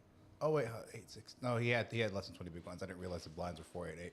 So yeah, if he has 150 big blinds there with 20 big blinds left, if it's going to cut, the standard play is if a certain act is going to cost you at least 30% of your chips, you're just going to want to get it in. Okay, BG checked, and he did have a. Wow. Okay. Thank you to our Facebook watchers there. So he's saying that last hand If Rosie had played it with the ace queen, where he would have flopped top pair and then goes club club. Rosie had the ace of clubs. Rosie would be sitting with like 250 plus. Right? Rosie could have easily doubled, if not tripled, up through that hand. The hands you don't play, folks. And again, is it the incorrect play for him to fold? Yeah, it is. And we're saying that because we're watching this. We can see the cards. But I mean, but it is kind of hard. You sit there short-handed with ace queen, and you don't at least call. I mean, obviously, if anything, just the implied odds that he were going to get 3-1 on the call. Yeah. And so again, I think he's relatively new to tournament poker. He's only played a few tournaments, the TCH tournament, the WSOP, and he's played a couple of these tournaments. So he doesn't understand these shove spots pre-flop as your stack depths get shorter. Again, it took me a while to kind of learn those spots. So for someone relatively new to poker, I understand why he folded there, especially to an open and a flat from the two biggest stacks. Maybe in his head, he's hoping that maybe Jim can bust and he can re-ladder up. Well, in that phase, Andy, we got the two chip leaders fighting each other, where AJ made the call with 3 deuce and Chris made a call with Jack 10, and the board runs out 10-4, deuce 4-6. Chris has the 10s. AJ here, I think he just gives up. He's just going to roll over the deuces. Chris is going to roll over the 10s. And I think Chris was hoping that AJ was going to bet there, so he could maybe get some value. The comeback over the top? Well, also to be honest, I was going over that Rosie hand and then reading the comments in the chat, so I really didn't see the action on that hand. Going back, a lot of that flop does hit a blind versus blinds flattening range from AJ, so I think that with the check, he was going to check call there. As you can see, folks, with our chip count, Chris has made a sizable dent where he has less than 10,000 chips away from AJ and the chip lead. Pretty much those two guys have kind of been going back and forth, and now Chris is fighting for the chip lead as he folds on the button over to AJ, who's got. Well, he didn't put his cards on the center, folks, but he's going to call. Rosie's going to wrap the table with Jack Deuce. Here's the flop. Yeah, I'm shoving there with ace queen too, y'all. I didn't realize what the stack. I went back and saw that the blinds are 488, and he had less than 20 big blinds. Ace queen small blind, ace queen in the small blind is a standard shove, standard 3-bet shove to an open and a flat 4-handed. Well, AJ makes the bet, and Rosie lays down and lays. AJ bets, Rosie folds, and AJ wins another pot.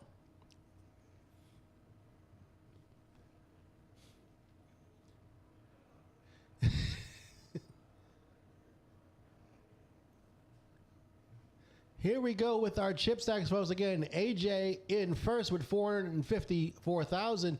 Chris coming up real strong with 428,000. Rosie in third, and Jim with 70,000. Still not out of the danger zone yet. He has less than 10 big blinds. Gonna have to make a decision sooner or later in regards if he's gonna be able to get the chips to try to rally back in this tournament.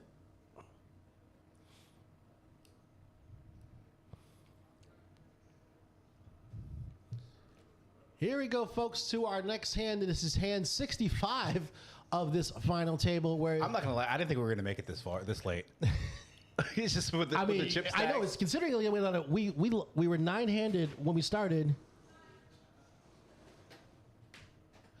We're 9-handed when we started, and we lost 2 players in the first 2 hands. Yeah, so I thought this is and here we go. And Rosie wakes up with 2 kings. Ship it. And Jim's going to fold. Chris is going to fold. Is AJ going to gamble to try to take him out? Nope, he's going to lay this down. Rosie with 2 kings, going to take down this pot. He's up to over 180,000. Now he's over 10. I mean, gosh, if that ace queen played out differently. Oh, yeah. I think he'd be over 250, 300K. That's going to be the questionable hand of this final table, folks. Of when if anything, if he didn't have to shove, but he could have. He had the shove. He had less than 20 big. He had less than 20 bigs. Yeah, so I thought. I didn't realize the blinds were 488. So he couldn't have made this. I mean, it was 18,000. Yeah. So he couldn't have made the smooth call with a. He could have made the smooth call there. I mean, it was like I know it's going to cost him it's going to cost him 18. Yeah, I mean he could. But have it's made 18 into 50. Smooth call there, but you don't want to play ace queen out of position to two players. So it's a pretty standard shove with 20 big blinds or less. Oh, well, that answers that question, folks. Action back on to AJ. He's going to. He's going to put in the raise to 16,000. Rosie folds, and Jim's going to move it all in with King 10, but Chris wakes up with 2 10s. Shit, man. Jim's going to be in trouble now. Folks. Here we go. I mean, he had to pick a stand, and he's going to make the call. I would actually like for him to re-raise here, just to isolate against AJ. And I think, if anything, I think really, I mean, he may not have a great hand, but he may not have a great hand, but if he's got the chips to call off to try to take out a player, I know, I mean, Jack 6 is not great. And I think he doesn't want, to be honest, I'm reshoving 10s there just to isolate Jim. Well, here we go. Give myself some protection. Well, Jim is all in with King 10. Chris and AJ is both like putting his face in his sweater. And it comes 5-3-3. So far, it's Chris and the 2 10s. It goes check. Jim's gonna need a king or running hearts. There's the heart. It's the 6. Out. AJ's picked up a pair of 6s. And I think AJ's gonna call her. And Chris betting into a dry side Chris pot. betting on the side, folks. Remember, Jim is all in. So between Chris and AJ, this is a side pot. Now, AJ has picked up a pair of 6s. Chris bets 40,000 and makes the call. So now there's side pot now. A side pocket. Here's the river. It's the Jack of Hearts. Let's go, Jim. Oh my gosh. Let's go. Wait a minute. This could be huge on the side, obviously, because JJ's made top 2, but Chris has a flush. It's going to be check. It's going to go check. On the 4-liner, you're never betting. Absolutely. Chris has made a flush with the 10 of hearts, but Jim, with his king high flush, with a triple up, let's go. Is going to triple up. What a hand, obviously. And I think we're going to be going into the break relatively soon. And Rosie's like, crap. I should have shoved ace queen. Now, okay, look, I know we're talking about this ace queen hand. I want to drop it after this. When I was new relative to playing the poker, especially tournaments, I did not know that was a shove spot. Okay? Now, for those of us in the chat, we've played tournaments, so we know that's a shove spot out of the small blind. For someone that doesn't play, he doesn't know any better. So I'm going to go out and defend Rosie. You're saying that he just didn't know. And so I've made some ding-dong folds, some ding-dong shoves, and things of that nature when I was first. And you just have to learn, and you have to, he's going to go back and he's going to view this live stream and realize he missed a spot there, irrespective of what happened on the flop. He's going to go back, he's going to check the charts, and he's going to know he's got to rejam that spot. So I agree. So and also in the same sense, hey, he's down in the Final Four. He's made it through all these players. He's at the Final Four. And he's guaranteed a decent, obviously a decent cash from this deep stack tournament. So there's no downside to this. Here's the reason why I folded. He's trying to get some more money for drinking tonight. That's what forget GTO. He's playing beer TO. Okay. I know this is toss back. Yeah. Hopefully you have enough to keep going the top back. Whereas in this flop of Jack 4, he has the best hand with 2 5s here. I like the C bet here. He does the pair. He makes a bet for 25,000. AJ with queen high. That looks like he puts in a raise to 75,000. Now, I think he's putting Rosie to the test here now. 75,000, it would be about over half his stack now. This is truly just power poker here. So here's the thing. I don't think AJ does this with a jack. Yeah, I guess the board's coordinated for a flush draw, but outside of their potential flush draw, it's a relatively dry board, right? Unless Rosie's putting him on a hand like sixes through nines. For the record, if he folds here, I don't blame him. Yeah, in this case, obviously, with this board texture, knowing that yes, you have two fives, but there's all kinds of combinations that are going to be ahead of you. I don't blame him for that fold. You haven't really seen AJ implement check raises, and again, with that being said, in tournament poker, you don't have a lot of check raise bluffs at this particular level. Once you start playing the more advanced tournaments, these tournaments where these high rollers, these $5,000, $10,000 buy-in tournaments that are not the main events, things of that nature, people have check raise bluffs. But at this particular level, check raise bluffs are very few and far in between. So I don't blame Rosie for making that folder with pocket fives on a paired board and a flush draw. Absolutely, we agree. Definitely in regards on that. Definitely agree with you in that one, Eddie. As we go down to our hand number 68, Jim obviously picks up the big triple up. He's got ace three of clubs. He's going to lay it down. Chris folds, and AJ with the Doyle Brunson hand, 10 deuce. Don't see him. I think he's just going to let it go. And Rosie is going to pick up the blinds and antes. It's a walk. On a walk. I think we're just about 1 or 2 minutes away from going on break. And I believe the blunt, actually, I think we are on break now. We are. So we are closing this level off at 4,000, 8,000, 8,000 big blind. And I believe we check the door real quick.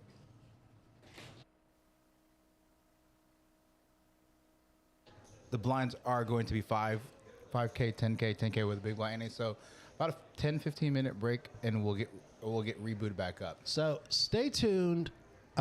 We will be on a slight, we're going to take a short break, and we're going to come back to this four-handed, no-limit hold'em tournament here at Poker House Dallas. Stay tuned.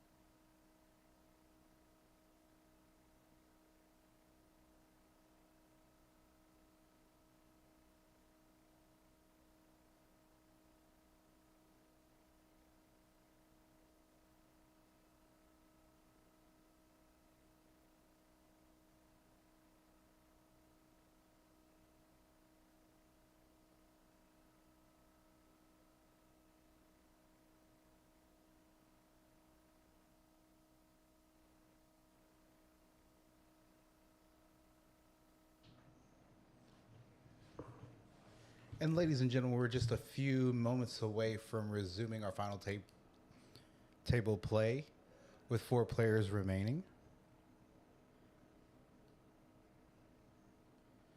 Again, this is our weekly Saturday $7,500 guaranteed tournament. No limit hold'em, deep stack for $280 buy-in. Payouts for first 3,000. Oh, excuse me, that's not the correct one. Payouts are now 3,350 for first, 2,060 for second, 1,630 for third, 1,200 for fourth, and 400 for fifth place. Again, fifth place is now busted. We are 4-handed. We'll be coming back to small blind of 5,000, big blind 10,000 to 10,000, big blind ante.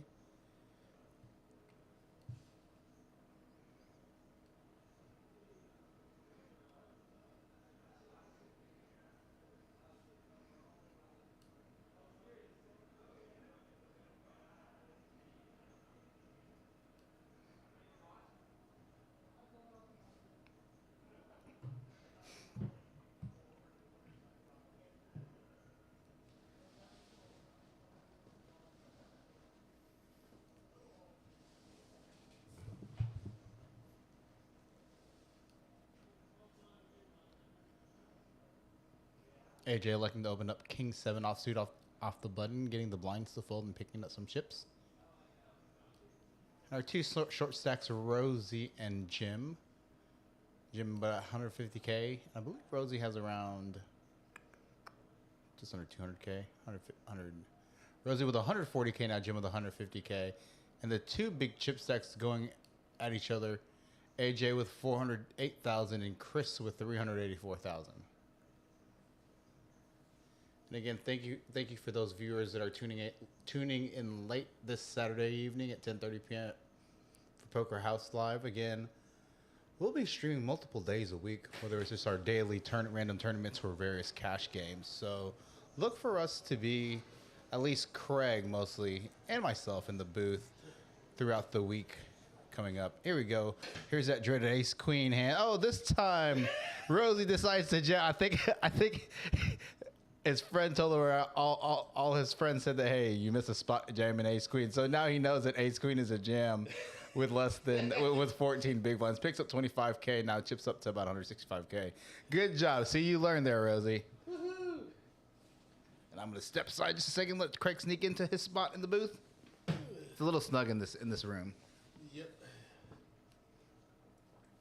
What'd you get to eat? From the chicken breast sandwich. Oh, okay.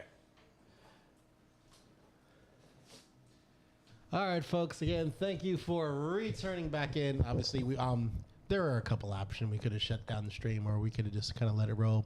We have a feeling that we're going to continue very quickly, and went four-handed to try to weed out and get us a winner. Here, I mean, honestly, how fast that the first 2 people went out. You figured this would have gone faster, but heck, we're glad that you all tuned back in.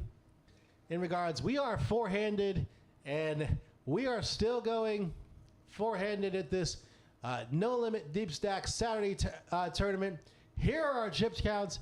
AJ in first, Chris coming up in a second, and Rosie and Jim in third and fourth. Again, our blinds are at 5, 10, and a 10K big blind ante, which means it's 25,000 before any cards come out.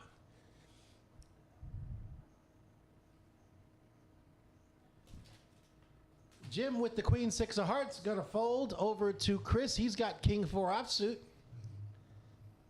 A lot of times people use a king on the button to open, and he likes to do so, making it 22,000. Standard open, especially, again, said this multiple times before, as the blinds go up and as your stack depth gets lower. Oh, wow. And Rosie with the King 10 folds. Chris gonna pick up a pot. Now, again, from the big blind to a late position raise with a big stack, King 10 offsuit is a standard defend from the button. Standard defend on the big blind from a open from the button. And you know what's funny? Last week, this tournament pretty much at the break, we were pretty much at the final table with the exception of maybe one player. And I believe this tournament was over by 9:30, 9:45 last week. So this tournament's probably not going to end till at least 11 tonight. Probably a little later. I foresee us being in the booth for an hour unless, and again, with the two big chip stacks, they may, if and when Rosie and or Jim get eliminated, make some sort of deal. Maybe not. Play heads up. Who knows, folks? But we are into hand 73 of this final table. Where do you see the hand number? Upper right-hand corner, sure. Rosie's sitting with Ace King. He's gonna make the shove with Ace King. Oh, there we go. Shib it. And Jim with 5-3, not gonna do it. And Chris with the electric card is gonna fold. Yep. And Rosie taking down another pot.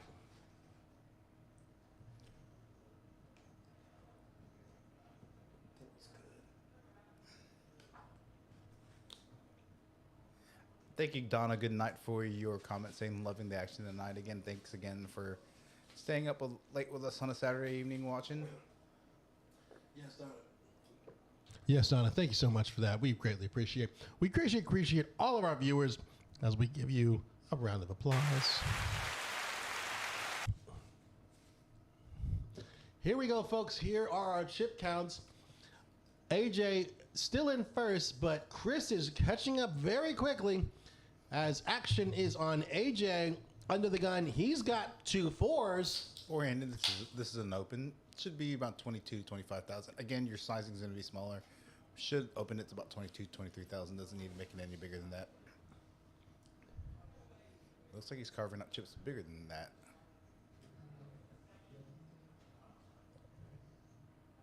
Oh, wow. I think it looks like he was going to put in a raise to 35,000. Rosie with the hammer. 7 deuce going to fold. Pretty big bet. And Jim's going to lay down the Doyle Brunson 10 deuce. And Chris folds the 3 deuce, and AJ's going to win a pot.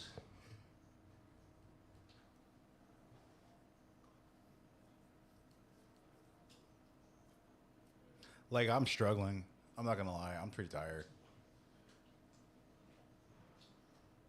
But I've either been playing or commentating all day for the most part. I ended up going to the other room. I think I got there like at 8:30 this morning before the tournament started just to get some, build up the juices for the tournament. Then when I got busted, I immediately came over here. Whoops. Not whoops that he busted. Nah, it's all right. It's tournament poker. Tournament variance poker is high. Indeed. I think the typical cash rate's like 15 to 18% of all tournaments you enter. So Yep, that's about it is right. what it is. That's about right. Chris, small blind versus blind, going to raise suited ace. And Riz, and accordingly so, Chris is going to make it 25,000 to go. AJ Standard with the 10-9 of hearts going to make the call. Standard defend, standard open, standard defend. And a blind versus blind. Oh, what a flop for him. He's flopped a pair of 9s and a flush draw. Action on AJ. Doesn't need to make it big. Again, your sizing and bettings don't need, when you get this short-handed, your sizing on your betting doesn't need to be big. So it makes it relatively big. Makes it 40,000. 2/3 pot. And Chris makes the call with bottom pair. Can't make AJ feel too good, even though he's got a ridiculous combination. Oh, wow. Look at this. He has top 2 pair with the flush draw. Bet small for value, even though Chris is probably not going to call a double barrel here. It depends on what AJ's targeting that Chris has. Maybe if he's targeting overpair, I mean, he has all the draws and he's unless for some reason he puts Chris on maybe a hand like 7-8. And I don't think so as Queen Jack, yeah. AJ makes it 60,000 to go. Chris immediately folds. AJ's going to pick up that putt. He's climbing back up. He's almost back up to 500,000.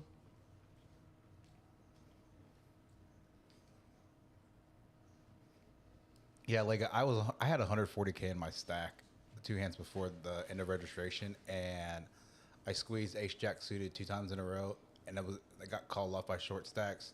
Was ahead in both spots, lost, then got it in. I think I had 17 big blinds to an under the gun. Middle position open, and I had 17 bigs, and I had 7s on the button. which is a standard jam, nice jam, and he has ace jack and he hits an ace. So my ace jacks don't hit and his ace jack hits. So wow, it is that's what brutal. Look to see Jim open this hand. Oh, let's just fold it. Makes the fold over to Chris with king 6 on the button.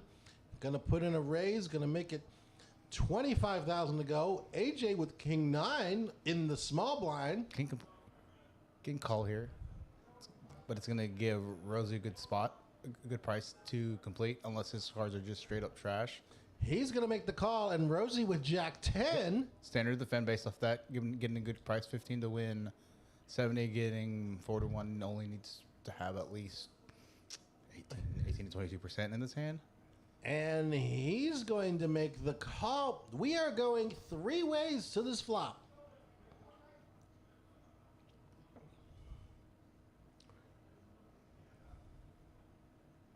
And the flop comes ace 6-4. Check, check. Chris has flopped a pair of 6s. Although Chris was the pre-flop aggressor, could like this. He does have a piece of that board. And a 7 on the turn. Still, Chris lit the best hand, a pair of 6s. Looks like AJ wants to lead up. I don't like leading out on this board, especially with 2 behind. Checks. Rosie's going to probably check as well.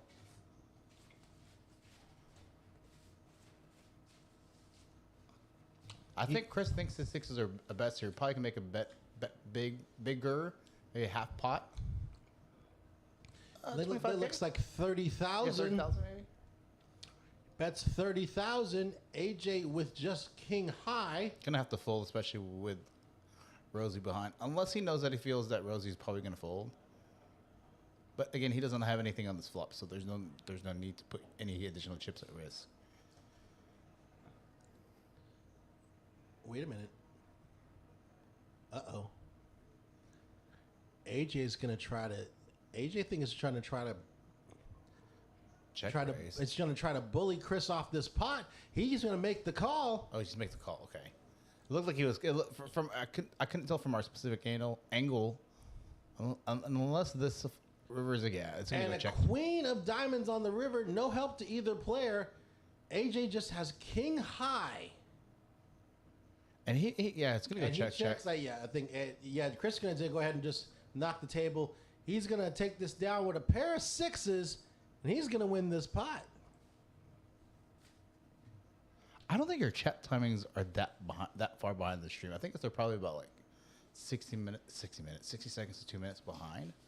Because I was commentating a little bit on the couch while I was drinking wine on the couch yesterday, and they popped up about 60 seconds after I hit the enter button. But I was also drinking wine, so. Of course. We do remember, Eddie, the other night when you were sitting on a recliner eating ice cream. That was last night, actually. So it was actually dinner and wine, and then I went to go get ice cream, and I ended up getting ice cream and a snow cone. For those of you in the chat, don't judge. It was good ice cream. The snow cone was gangsta. All right. Well, there you go. It's Eddie acknowledging, sitting on the recliner, eating up some ice cream. We've got Terrell in the box again. Hand 77. Oh, there it is. That's also where we're getting these hand numbers. They pop up, I guess, at the beginning of the hand, and then they go away. Okay, that makes sense. Hand 77, and we got Chris under the gun with ace 6 of clubs. Should open this hand. Gonna put in a raise. He's gonna make it 25,000 to go. AJ with queen 10. Gonna make the call. Rosie folds. And Jim. I don't like the queen 10 defend. 8 deuce. Gonna lay it down. I think if you were in the big blind, you can defend there. And the flop comes down. 3 ace king. Chris has top pair. AJ with a straight draw. Small sizing. Gonna fire the continuation bet for 20,000.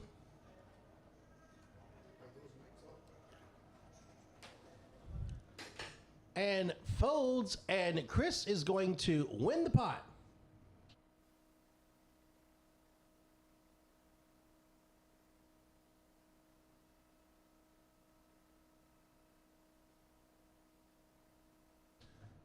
All right, folks, here's our chip stack. Now, Chris, for the first time at this final table, has taken over the chip lead over AJ, for the most time, had dominated this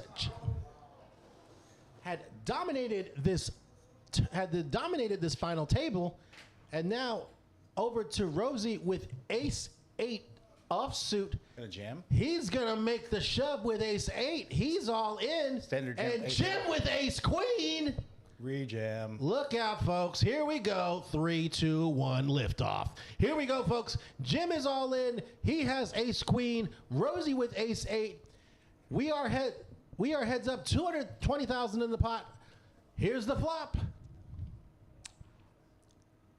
It comes 10, 3, 8. Yeah, but Jim. Rosie's the flop. nut flush draw. Got a pair of 8s in the nut flush draw. And now he needs a queen or any club. It's a 10 and Rosie wins. Jim has been eliminated in 4th place. What an interesting flop too. He flops a nut flush draw with a backdoor Broadway draw, and still ace 8 holds there. Good game, Jim.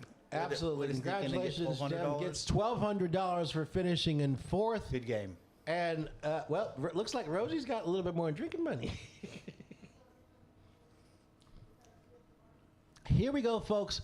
We are 3-handed. AJ with the chip lead again. Chris in 2nd. Rosie now with 255,000 in chips in 3rd. We are 3-handed, folks. Now Rosie with 25 big blinds. Has a little breathing room. Can use his chip stack. Doesn't have to force anything to happen. Let the chips come to him. Let the cards come to him. This is a hand I'd like to see Chris. You can either bet here or just limp call. And Chris Lips with the Jack 6 suited. AJ with Queen 3. Gonna wrap the table. We're gonna see a flop. Oh, flop comes down to Queen 8-8. AJ's got top pair. Chris checks. AJ puts out a bet of Good. 15,000, and Chris is gonna fold. Yeah, he was drawing thin on some backdoor equity. Would need running clubs. Even a jack wouldn't have helped him there. So good fold by Chris there. Again, folks, it is AJ and Chris that are going back and forth in regards to this chip lead. Rosie hanging around in there now in 3rd, but he now has chips to play. And we got next hand here. We got Chris on the button with the kids game Acey Deucey. Gonna probably make it 25K. Yep. He puts the raise, making it 25,000 to go. AJ with Jack 10. The snap call. Here's the thing. One of the things you have to be really careful of, and something that I pay attention to, is timing tells. And the flop comes down, the 6-6 queen. So far, still, the ace high is ahead. Now, AJ turns open-ender, but Chris turns the nut flush draw on a paired board. So, again, I look to see again, AJ with the snap call. When somebody calls that quick, it's usually indicative of some sort of draw. I like to see him take his time in making... Now, and it comes check, check, and Chris with 6s and 9s with an ace kicker is gonna win this pot and retakes the chip lead. And then legit Nesquik. First of all, that YouTube handle is dope. Okay, saying "Let's go, Rosie." Rosie, you made some comments regarding a couple of his plays earlier, but I'm in the booth. Craig's in the booth. And he's in the top 3 of this tournament. So we really can't say anything. So kudos to him. Picking his spots. Again, 3-handed. AJ with 6-3 spades on the button.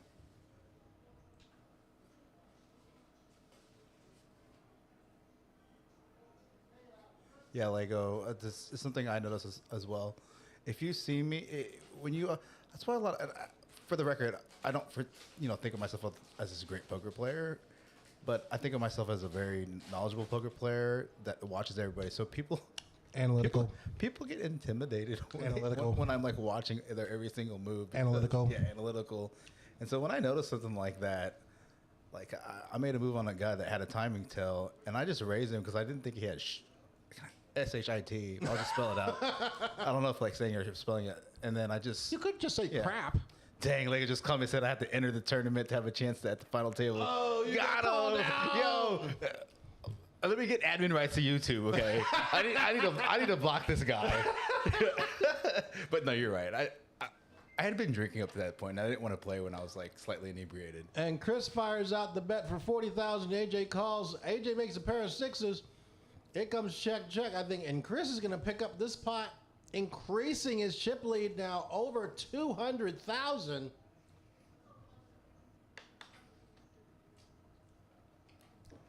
Again, Chris in first, AJ in second, Rosie in third.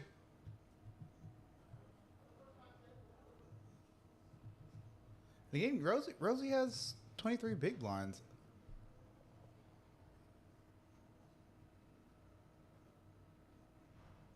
And I believe now third is paying. The thing about this specific, I know with our big tournament, the chip counts would pop up on our screen. I think we've turned that off, but specifically, so third place is guaranteed at least 1,600. So that's an additional round of alcohol that Rosie can buy his buddies.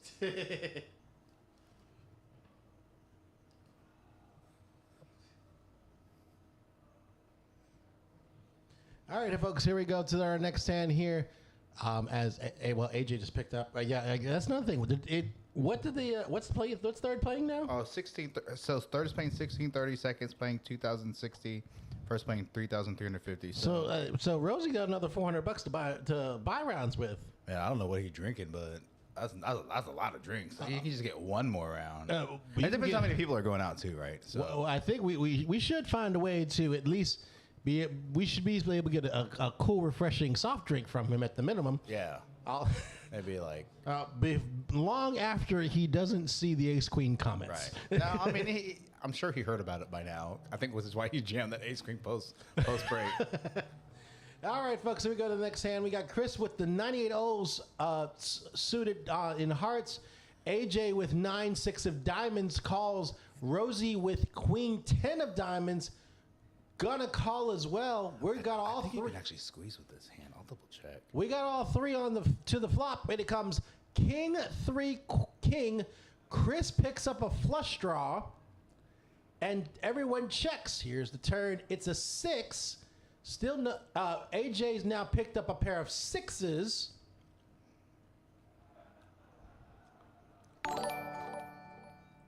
Gonna put in the bet. He's gonna make it 50,000 to go. Over to Rosie folds over to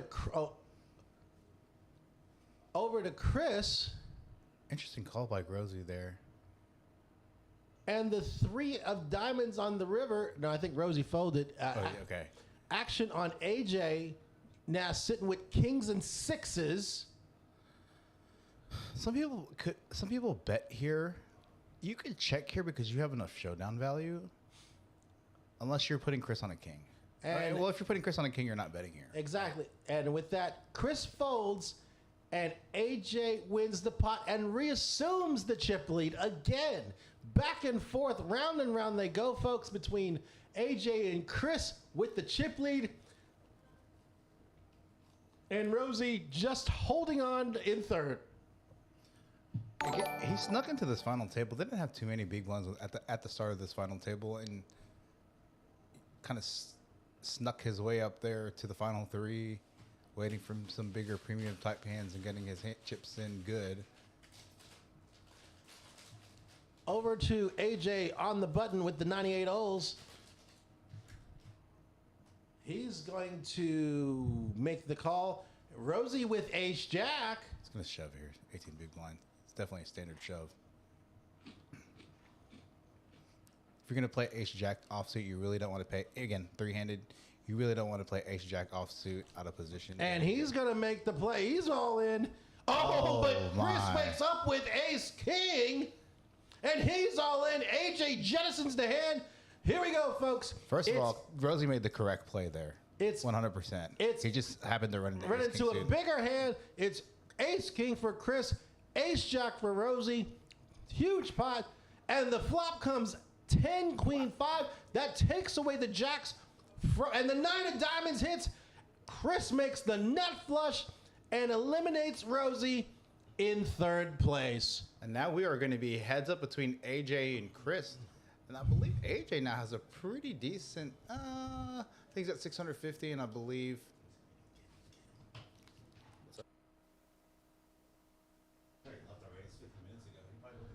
Oh, yeah, that's right. All right, folks. We are heads up.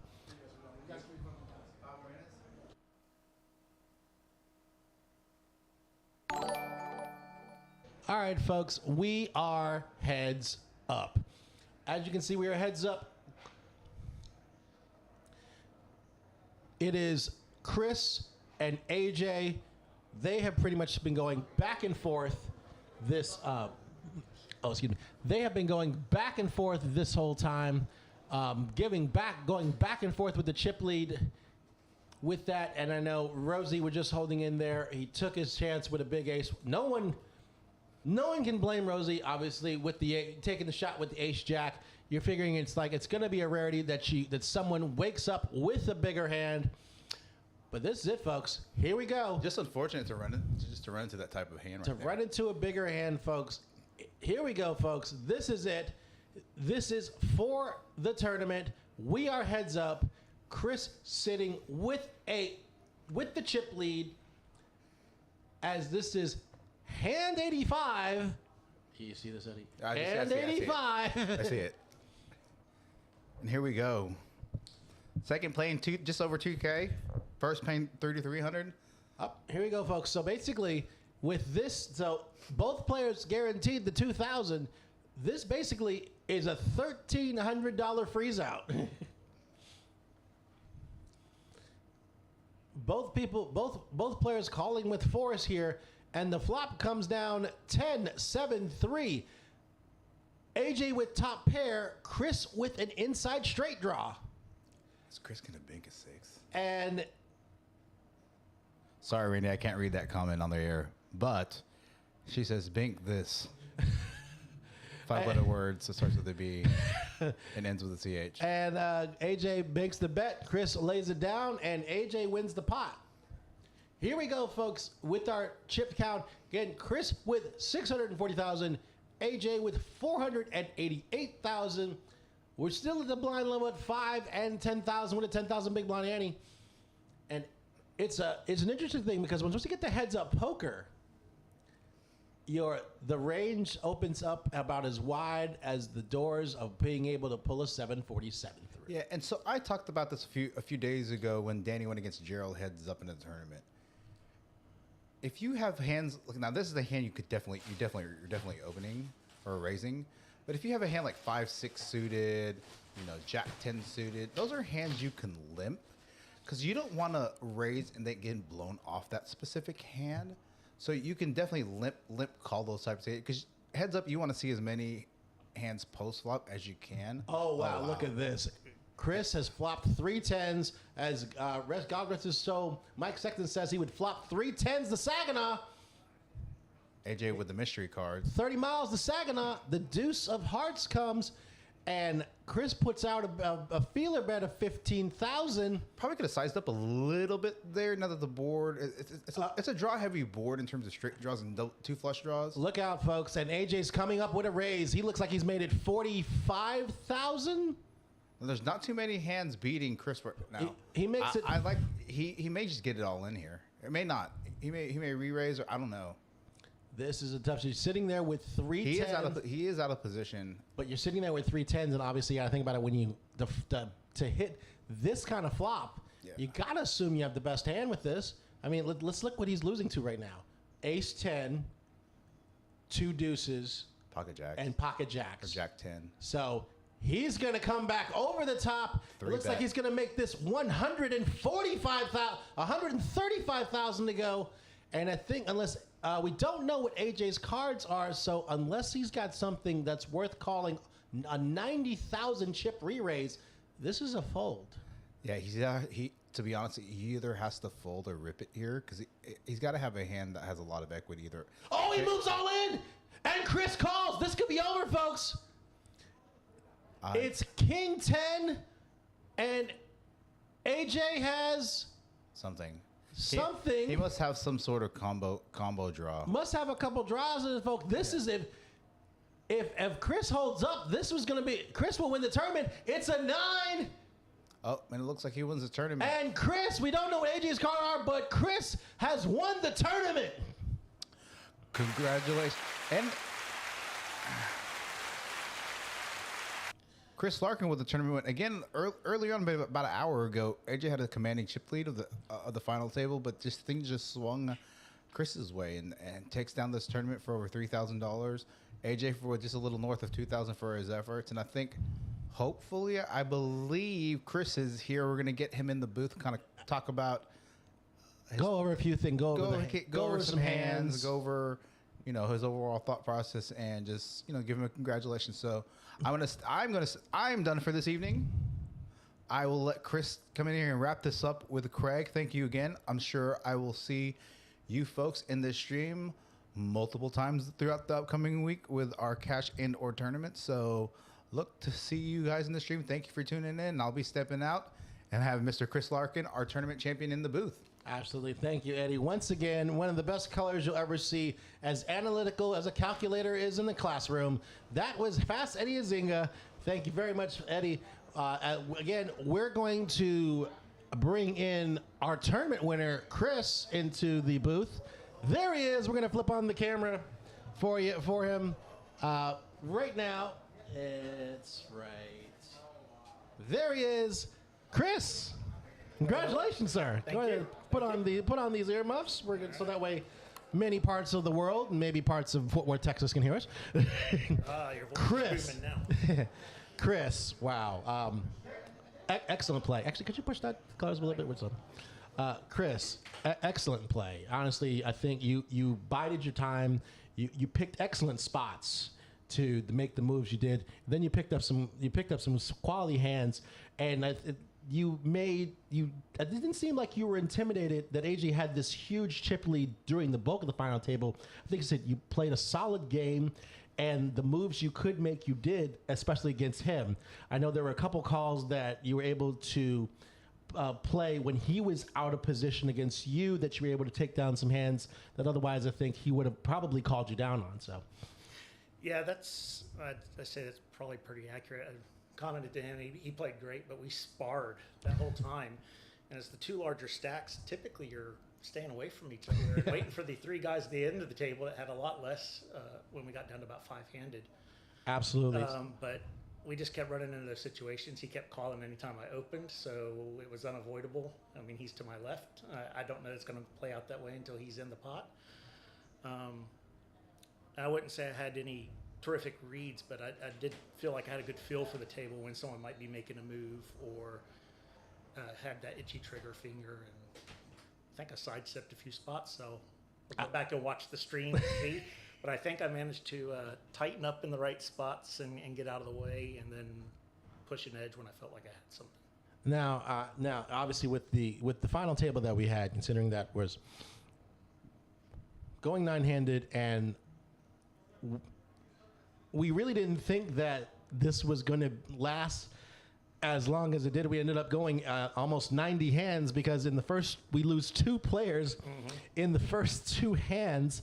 And then after that, I think once we got down to 5-handed, it got kind of got it to a bit of a stalemate. Everyone was just trying to feel each other out.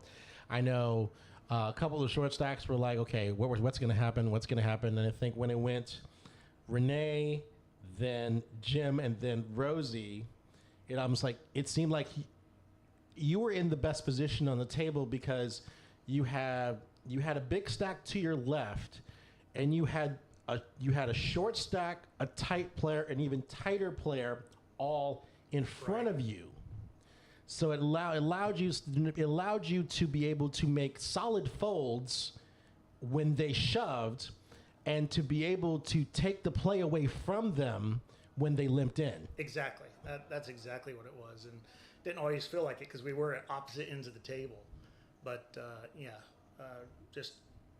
they were to the right, or they were to my right, and Jim was playing very tight, managing his stack. He made that last as long as he could. Absolutely. Rosie was having a blast being there on a final table. Oh, indeed. He's a big cash player, of course, and it kind of worked out that way.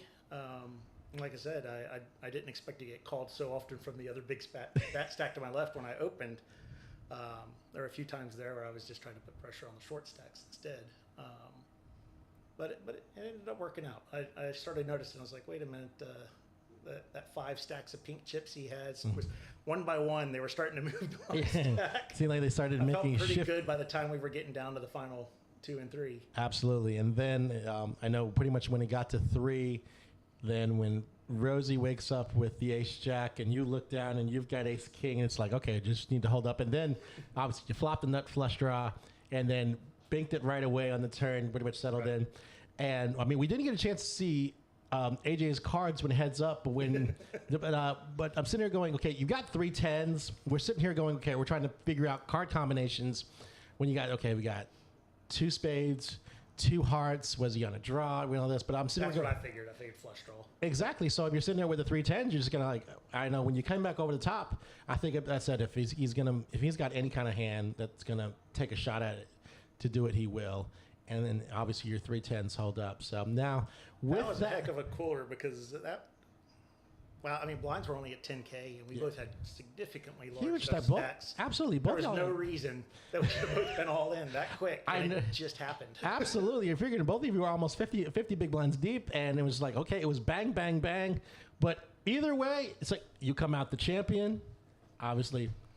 Hey, that's a good thing. So what's next for you, obviously? I mean, I'm pretty sure you've been here for a while. Are you going to stay and play cash? You're going to obviously come in next week for some more of our It's been a tournaments? long day. This was the second tournament I played today. Oh, I wow. played a little cash in between, so I'm going to call it a day, but I'll be back here for some cash in the tournament tomorrow for sure. We can appreciate that, ladies and gentlemen. A man of disposition that enjoys the place he plays. And we can chuck a win up on the board. Chris, thank you very much. Thank you. All right, folks, that's going to be it here from us on an Uptown Saturday night here at Poker House of Dallas. For all of our dealers, hosts, players, for our tournament champion here, Chris Larkin, obviously for Fast Eddie Azinga, I'm Craig Dobson. Thank you for tuning in for this Saturday Deep Stack tournament here at